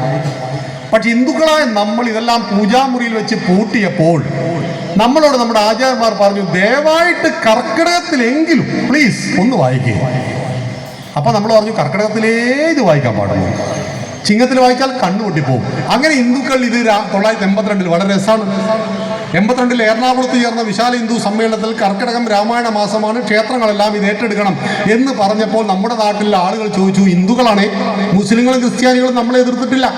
ഹിന്ദുക്കളായ ബുദ്ധിജീവികൾ ചോദിച്ചു രാമായണം വായിച്ചിട്ട് ഇപ്പം എന്താ കാര്യം? PSC ചോദ്യം വരുമോ? 1 മാർക്കിന്റെ ചോദ്യമില്ലേ PSC ഇത് വരുമോ? അപ്പൊ ഹിന്ദുക്കൾ മൈൻഡ് ചെയ്തില്ല. പതുക്കെ പതുക്കെ ക്ഷേത്രങ്ങൾ ഏറ്റെടുത്ത് തുടങ്ങിയപ്പോൾ ഹിന്ദുവിന് അന്ധവിശ്വാസിയാണല്ലോ. നമ്മൾ പറഞ്ഞ ദൈവത്തെ രാത്രിയാൽ പേടിയാണല്ലോ നമുക്ക്. അപ്പൊ പറഞ്ഞു 6ാമത്തെ കാണ്ഡം വായിക്കരുത്, യുദ്ധകാന്ഡം, വീട്ടിൽ യുദ്ധം ഉണ്ടാവും. മോനെ എന്ന് വിളിക്കും, മോനെ എന്ന് വിളിക്കും. 2 മോനാണ്, പക്ഷെ മോന് മനസ്സിലാവും ഇത് എന്തിനാ വിളിച്ചതെന്നുള്ളത്. അമ്മ മോനെ എന്ന് വിളിക്കുന്നതും മോനെ എന്ന് വിളിക്കുന്നതും രണ്ടും രണ്ടാണ്. ഒന്ന് താക്കീതാണ്, ഒന്ന് സ്നേഹത്തിന്റെ പ്രകടനമാണ്. മന്ത്രങ്ങൾ നമ്മുടെ മനസ്സിനെ ഉണർത്തുന്നു, തലച്ചോറിനെ, ബുദ്ധിയെ ഉണർത്തുന്നു, എല്ലാത്തിനെയും ഉണർത്തുവാൻ കഴിയുന്നതാണ്. അതുകൊണ്ട് മന്ത്രങ്ങളെ പഠിക്കണം. ആ മന്ത്രങ്ങളെ പഠിക്കുവാൻ ഏറ്റവും നല്ലൊരു അവസരമാണ് കർക്കിടക മാസം. ഇപ്പൊ ജൂലൈ 16 തുടങ്ങും.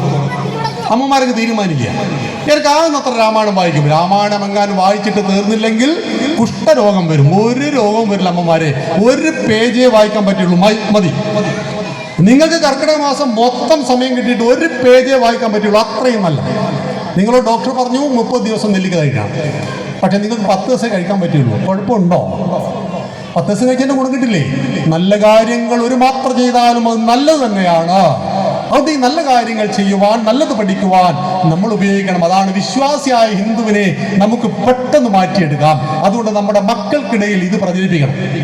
കാരണം ഇന്ന് 13 വയസ്സ് മുതൽ 19 വയസ്സുള്ള കുട്ടികൾക്കിടയിൽ 20% കുട്ടികളെ അമ്പലത്തിൽ വരുന്നുള്ളൂ. 100 ഹിന്ദു കുട്ടികളിൽ 20 കുട്ടികളെ അമ്പലത്തിൽ വരുന്നുള്ളൂ. അമ്പലത്തിൽ പ്രഭാഷണത്തിന് പോയി കഴിഞ്ഞാൽ ഇവിടെ കുറെ കൂടി ഈ യുവജനങ്ങൾ ധാരാളവും കുട്ടികളുണ്ട്. പല സ്ഥലത്തും പോയി ഞാനും പോകാറില്ല കേട്ടോ. അമ്പലത്തിൽ ഇപ്പോൾ വളരെ പോകാം. 60 വയസ്സിന് മേലെയുള്ള ആളുകൾ അവർ രാമായണവും മഹാഭാരതവും കഥ കേൾക്കുന്ന ഒരു തെറ്റില്ല. പക്ഷേ ഇത് ഉപകരിക്കാരാ? ഇന്ന് 10ാം ക്ലാസ്സിൽ പഠിക്കുന്ന കുട്ടിയാണ് ഭഗവത്ഗീത പഠിച്ചെങ്കിൽ പിന്നെ അവൻ ഒരു വിഷയത്തിൽ നോക്കില്ല. നിങ്ങൾ 5ാം ക്ലാസ്സിൽ പഠിക്കുന്ന കുട്ടിയെ രാമായണം പഠിപ്പിച്ചു തുടങ്ങും. ഒരൊറ്റ വർഷം രാമായണം പഠിച്ചിട്ട് പിന്നെ അവൻ ജീവിതത്തിൽ നിങ്ങൾ ആഗ്രഹിക്കാത്ത എന്തെങ്കിലും ഒന്ന് ചെയ്യുന്നുണ്ടോ നോക്കൂ, ഒന്ന് പരീക്ഷിക്കൂ. ഹോർലിക്സും ബൂസ്റ്റൊക്കെ കൊടുക്കും, അതൊക്കെ ശരിയില്ല. മനസ്സിന് എന്ത് കൊടുത്തു? ചിന്തകൾക്ക് എന്ത് കൊടുത്തു? നമ്മുടെ കുട്ടിയുടെ ബുദ്ധിക്ക് എന്ത് കൊടുത്തു? ഇസ്ലാം മതത്തെ മാതൃകയാക്കണ കാര്യത്തിൽ 4ാമത്തെ വയസ്സ് മുതൽ മതം കൊടുക്കും. രാവിലെ 1.5 മണിക്കൂർ മതം പഠിപ്പിക്കും. ക്രിസ്തു മതത്തെ മാതൃകയാക്കണം. എല്ലാ ഞായറാഴ്ചയും 2.5 മണിക്കൂർ മതം കൊടുക്കും. നമ്മുടെ ഹിന്ദു കുട്ടിയോട് ഹിന്ദു എന്ന വാക്കിന്റെ അർത്ഥം ഇതിന്റെ അടിസ്ഥാന ഗ്രന്ഥം എല്ലാത്തിനും ഇത് പഠിച്ചു വെച്ചിട്ടുണ്ട്. അതുപോരാ, നമ്മൾ ഒരുപാട് സമയത്തെ നഷ്ടപ്പെടുത്തി. 2024 മെയ് മാസം ഇനി തിരിച്ചു കിട്ടില്ല. ജൂൺ മാസം 27 ഇനി തിരിച്ചു കിട്ടില്ല. ഇന്ന് 28. എന്നാൽ ജൂൺ 29 നാളെയാണ്. ഞാൻ ഇന്ന് രാവിലെ എഴുന്നേറ്റു എന്നത് സത്യമാണ്. നാളെ രാവിലെ എഴുന്നേൽക്കുമെന്നത് വിശ്വാസമാണ്. അതുകൊണ്ട് ഞാൻ ജീവിക്കുന്ന അത്രയും കാലഘട്ടം എൻ്റെ ജീവിതം എങ്ങനെയായിരിക്കണം? നമ്മൾ കുട്ടികളോട് പറയാറില്ല, നീ ഡോക്ടർ ആവണം, നീ എഞ്ചിനീയർ ആവണം എന്നൊക്കെ പറയാറുണ്ടല്ലോ. ഏത് വയസ്സിലാണ് കൊടുക്കുന്ന ലക്ഷ്യം? 10ാം ക്ലാസ്സിൽ പഠിക്കുമ്പോഴായിരിക്കും. 15 വയസ്സുള്ള കുട്ടി ഡോക്ടർ ആവോ പിറ്റേ ദിവസം? ഇല്ല. 5 or 10 വർഷങ്ങൾക്കപ്പുറം നീ ആയിത്തീരേണ്ട ലക്ഷ്യം നമ്മുടെ മക്കൾക്ക് കൊടുക്കുമ്പോൾ എൻ്റെ പ്രിയപ്പെട്ട അമ്മമാരെ, മക്കളോട് പറയൂ, നാളെ മുതൽ അല്ലെങ്കിൽ ഇന്ന് മുതൽ മോൻ എല്ലാ ദിവസവും സായം സന്ധ്യയിൽ വിളക്ക് വെച്ചാൽ രാമായണം ഒന്ന് വായിക്കും. 10 വരി ഒന്ന് വായിച്ചു നോക്കൂ. മലയാള ഭാഷയെങ്കിലും ശുദ്ധമായിരിക്കും. നമ്മുടെ കുട്ടികളെ അമ്മമാര് സമയം കിട്ടുമ്പോൾ ഗീതാധ്യാനം ഒന്ന് പഠിപ്പിച്ചു നോക്കൂ. അവിടെ മലയാളം ശുദ്ധമായിരിക്കും.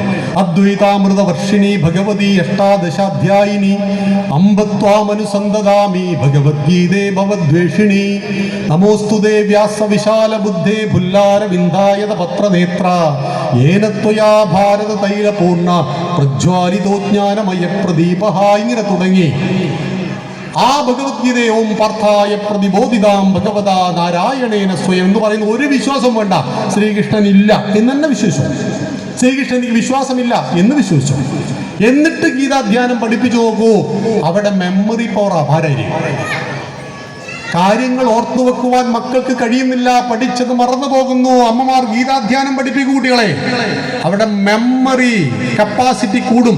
അതുകൊണ്ട് ഏത് കെമിസ്ട്രി പഠിപ്പിച്ചാലും ബയോളജി പഠിപ്പിച്ചാലും അധ്യാപകൻ പറയുന്നതിൻ്റെ ഒപ്പം അവരൊപ്പിയെടുത്ത് ഇവിടെ സൂക്ഷിച്ചു വെക്കും. 2 കൊല്ലം മുമ്പ് കണ്ട വിജയുടെ സിനിമ എല്ലാം ഓർമ്മയില്ലേ മക്കളെ? ഉണ്ട്. കഴിഞ്ഞ മാസം പഠിച്ച കെമിസ്ട്രി വല്ലത് ഓർമ്മ ഉണ്ടോ? ഒന്നുമില്ല. എന്ത് പറ്റി? 20 കൊല്ലം മുമ്പ് കണ്ട 6-ാം തമ്പുരാൻ മറന്നുപോയ നമ്മളോട്? ഇല്ല. എല്ലാ രംഗവും ഓർമ്മയില്ലേ? 2.5 മണിക്കൂർ സമയം മനസ്സ് കൊടുത്തുകൊണ്ട് സിനിമയെ സ്വീകരിക്കുമ്പോൾ മനസ്സ് കൊടുക്കാതെ കെമിസ്ട്രിയെ ഫിസിക്സിനെ സ്വീകരിക്കുന്ന കുട്ടിക്കുള്ളിൽ അതെത്തുന്നില്ല എങ്കിൽ എല്ലാ വിഷയത്തിലും അഗ്രസീവായ കുട്ടികളെ നിർമ്മിച്ചെടുക്കണമെങ്കിൽ അവർക്ക് പ്രിയപ്പെട്ട അമ്മമാരെ ഗീതയും രാമായണവും എല്ലാം അവരുടെ ഉള്ളിലുണ്ടാവട്ടെ. ഞാൻ പറഞ്ഞു വന്നത് അരങ്ങ് കുട്ടികളുടെ ഒരുപാട് പരിപാടികൾ നിങ്ങൾ ആകാംക്ഷയോടുകൂടി കാത്തിരിക്കുകയാണ്. ഞാൻ കൂടുതൽ ദീർഘിപ്പിക്കുന്നില്ല. ഞാനൊരു ഹിന്ദുവായതിൽ അഭിമാനിക്കുന്നവനായിട്ട് 2ാമത്തെ ഹിന്ദുവിനെ നമുക്ക് 1ാമത്തെ ഹിന്ദു ആക്കണം. വിശ്വാസം എന്താണെന്ന് പഠിക്കുക, ക്ഷേത്രം എന്താണെന്ന് പഠിക്കുക. ദൈവം എന്ന വാക്കിന്റെ അർത്ഥം എന്താ? ദ്യോതനാഥ് ദൈവം. പ്രകാശിപ്പിക്കുന്നതെന്തോ അതാകുന്നു ദൈവം. എൻ്റെ ഉള്ളിൽ കിടക്കുന്നുണ്ട് സകല ദൈവവും. ഞാനതങ്ങോട്ട് പ്രകാശിപ്പിച്ചാൽ മതി. പണ്ട് ഇലക്ട്രിസിറ്റി വരുന്നതിന് മുമ്പ് നമ്മുടെ എല്ലാം വീട്ടിൽ മണ്ണെണ്ണ വിളക്കായിരുന്നു. ഈ പുതിയ കുട്ടികൾക്ക് പറഞ്ഞാൽ മനസ്സിലാകും, അമ്മമാർക്കൊക്കെ പറഞ്ഞാൽ മനസ്സിലാവും.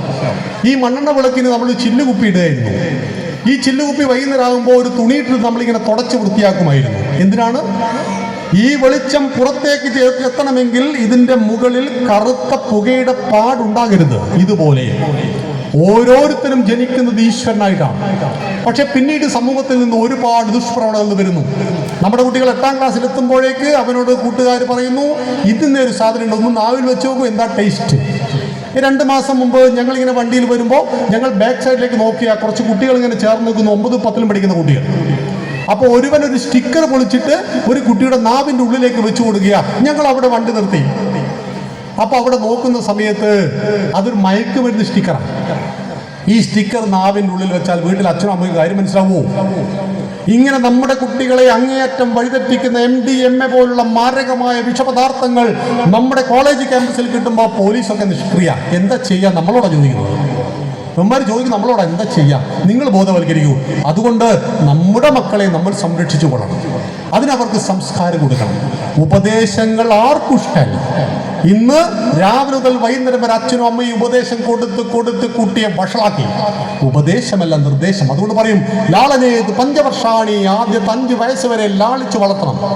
ദശവർഷാണി ശിക്ഷയെ, ശിക്ഷണം നൽകി വളർത്തണം 5 വയസ്സ് മുതൽ 15 വയസ്സ് വരെ. ശേഷം സമഭാവന, തോളിൽ കൈയിട്ട് നടക്കണം. 15 വയസ്സ് കഴിഞ്ഞാൽ അച്ഛനും അമ്മയും കുട്ടിയുടേത്. 13 വയസ്സ് 13 കൗമാരം തുടങ്ങും. ഇത് അവസാനിക്കുക 19 അവസാനിക്കും. 13നും 19-നുമിടയിൽ കുട്ടികൾക്കിടയിൽ കയറി വരുന്നതാണ് പലതരത്തിലുള്ള ലവ്. അതിൽ പ്രധാനപ്പെട്ടതാണ് നമ്മൾ ലവ് ജിഹാദ് പോലുള്ള വിഷയങ്ങൾ. മതം മാറ്റാൻ വേണ്ടി മാത്രം പ്രണയിക്കുക. പ്രണയത്തിന് മതമില്ല. പ്രണയിക്കാൻ എന്ത് മതം? എൻ്റെ അറിവിൽ എത്രയോ മുസ്ലിമും ഹിന്ദുവും ഒക്കെ കല്യാണം കഴിച്ചിട്ട് അങ്ങനെ തന്നെ ജീവിക്കുന്നുണ്ട്. എത്രയോ ക്രിസ്ത്യാനിയും ഹിന്ദുവും കല്യാണം കഴിച്ച് അങ്ങനെ ജീവിക്കുന്നുണ്ട്. അതൊന്നും കുഴപ്പമില്ല. പക്ഷേ മതം മാറ്റാൻ വേണ്ടി തെറ്റായ പ്രണയം, ലൈംഗിക ചൂഷണത്തിന് വേണ്ടി ഇതിൽ പെട്ടുപോകുന്നു. പ്രണയത്തിൽ 90% ഒറിജിനൽ അല്ല, ഡ്യൂപ്ലിക്കേറ്റാ. ഇത് ഡ്യൂപ്ലിക്കേറ്റ് ആണെന്ന് കുട്ടിയെ പഠിപ്പിക്കേണ്ട പ്രായം 12 വയസ്സ്. 12 വയസ്സ് 13ലേക്ക് കടക്കുന്ന പെൺകുട്ടികളെ പഠിപ്പിക്കണം. 7ാം ക്ലാസ്സിൽ വെച്ച് പഠിപ്പിക്കണം നമ്മുടെ പെങ്ങന്മാരെ എന്താണ് ബാഡ് ടച്ച്, എന്താണ് റൈറ്റ് ടച്ച് എന്ന്. ശരിയായ സ്പർശനമേത്, തെറ്റായ സ്പർശനമേത്, ശരിയായ വാക്കുകളേത്, തെറ്റായ വാക്കുകളേത്, നിന്നെ ചതിക്കുഴിയിലേക്ക് കൊണ്ടുപോകുന്ന മൊബൈൽ സന്ദേശങ്ങൾ ഏത്, അതെങ്ങനെയാണ് നിന്നിൽ പ്രവർത്തിക്കുക. രാത്രി ആ സമയത്തേക്ക് നിന്റെ മൊബൈലിലേക്ക് വരുന്ന ശുഭരാത്രിയോ ഗുഡ് നൈറ്റോ എങ്ങനെയാണ് നിന്നെ ട്രാപ്പിൽപ്പെടുത്തുക.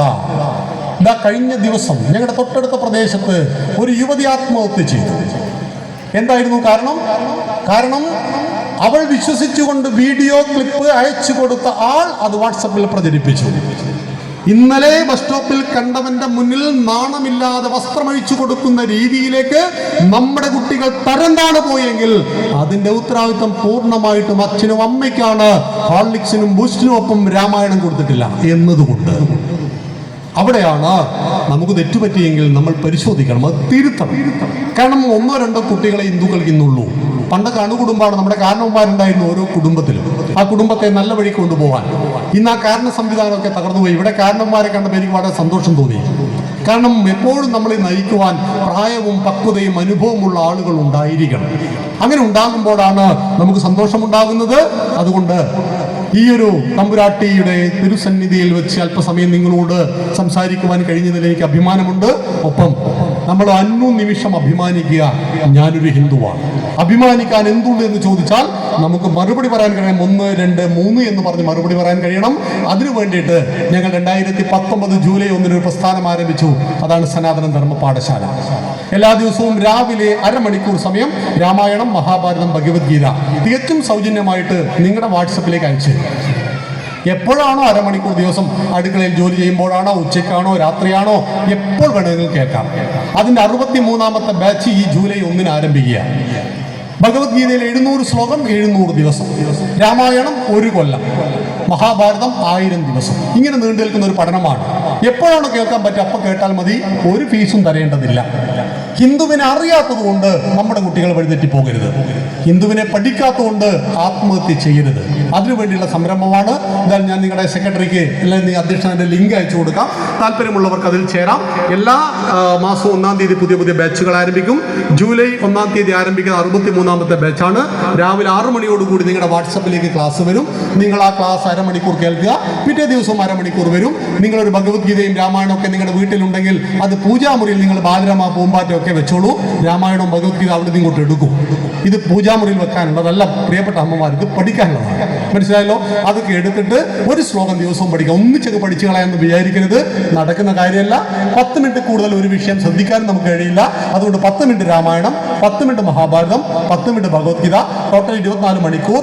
അരമണിക്കൂർ ഞാൻ എൻ്റെ സനാതനധർമ്മത്തിനും എൻ്റെ ഹിന്ദുവിനെ പഠിക്കുവാനും നീക്കിവെക്കുന്നവരായി ഞാൻ മാറിയെങ്കിൽ നിങ്ങൾ ആലോചിക്കൂ, 1 കൊല്ലം കൊണ്ട് ഈ നാട്ടിൽ ഒരു പ്രശ്നം ഉണ്ടാവില്ല. നിങ്ങൾ കേസ് തേടി എവിടെയും പോകേണ്ടി വരില്ല. നിങ്ങളെ തേടി എല്ലാ സൗഭാഗ്യങ്ങളും വന്നിരിക്കും. നിങ്ങൾ കഷ്ടപ്പെടേണ്ടി വരില്ല, നിങ്ങളുടെ സമ്പത്ത് അഭിവൃദ്ധിയെ പ്രാപിച്ചിരിക്കും. കാരണം എൻ്റെ എല്ലാ വളർച്ചയ്ക്കും ഉയർച്ചയ്ക്കും തടസ്സമായി കിടക്കുന്നത് എൻ്റെ ചിന്തകളാണ്. ആ ചിന്തകളെ എങ്ങനെയാണോ തളർന്നു പോയ അർജുനെ കർമ്മനിപുണനാക്കി ഭഗവാൻ ശ്രീകൃഷ്ണൻ തിരിച്ചു കൊടുത്ത 700 ശ്ലോകമാണ് ഭഗവത്ഗീത. തേരിന്റെ തട്ടിൽ ഒരു പട്ടാള ഓഫീസർ തോക്ക് എന്ന് പറയുന്ന അന്നത്തെ ഗാന്ധീവം താഴെ വെച്ചുകൊണ്ട് ഞാൻ യുദ്ധത്തിനില്ലെന്ന് പറഞ്ഞുകൊണ്ട് പിന്തിരിഞ്ഞോടാൻ പരിശ്രമിച്ചപ്പോൾ അദ്ദേഹത്തെ കർമ്മ നിപുണനാക്കിയ ക്ഷുദ്രം ഹൃദയ ദൗർബല്യം ഉത്തിഷ്ഠ എഴുന്നേൽക്കൂ, ശത്രുവിനെ തപിപ്പിക്കുന്ന അർജുന എന്ന് പറഞ്ഞുകൊണ്ട് അർജുനെ കൈപിടിച്ചുയർത്തി കർമ്മശാസ്ത്രത്തിന്റെ ആ പാഠം പഠിപ്പിച്ച ഭഗവത്ഗീതയെ പഠിക്കുക. എല്ലാവർക്കും എല്ലാവിധ നന്മകളും നേരുന്നു. നന്ദി, നമസ്കാരം. വന്ദേ മാതരം. ഇത്രയും സമയം ചിന്താദീപവും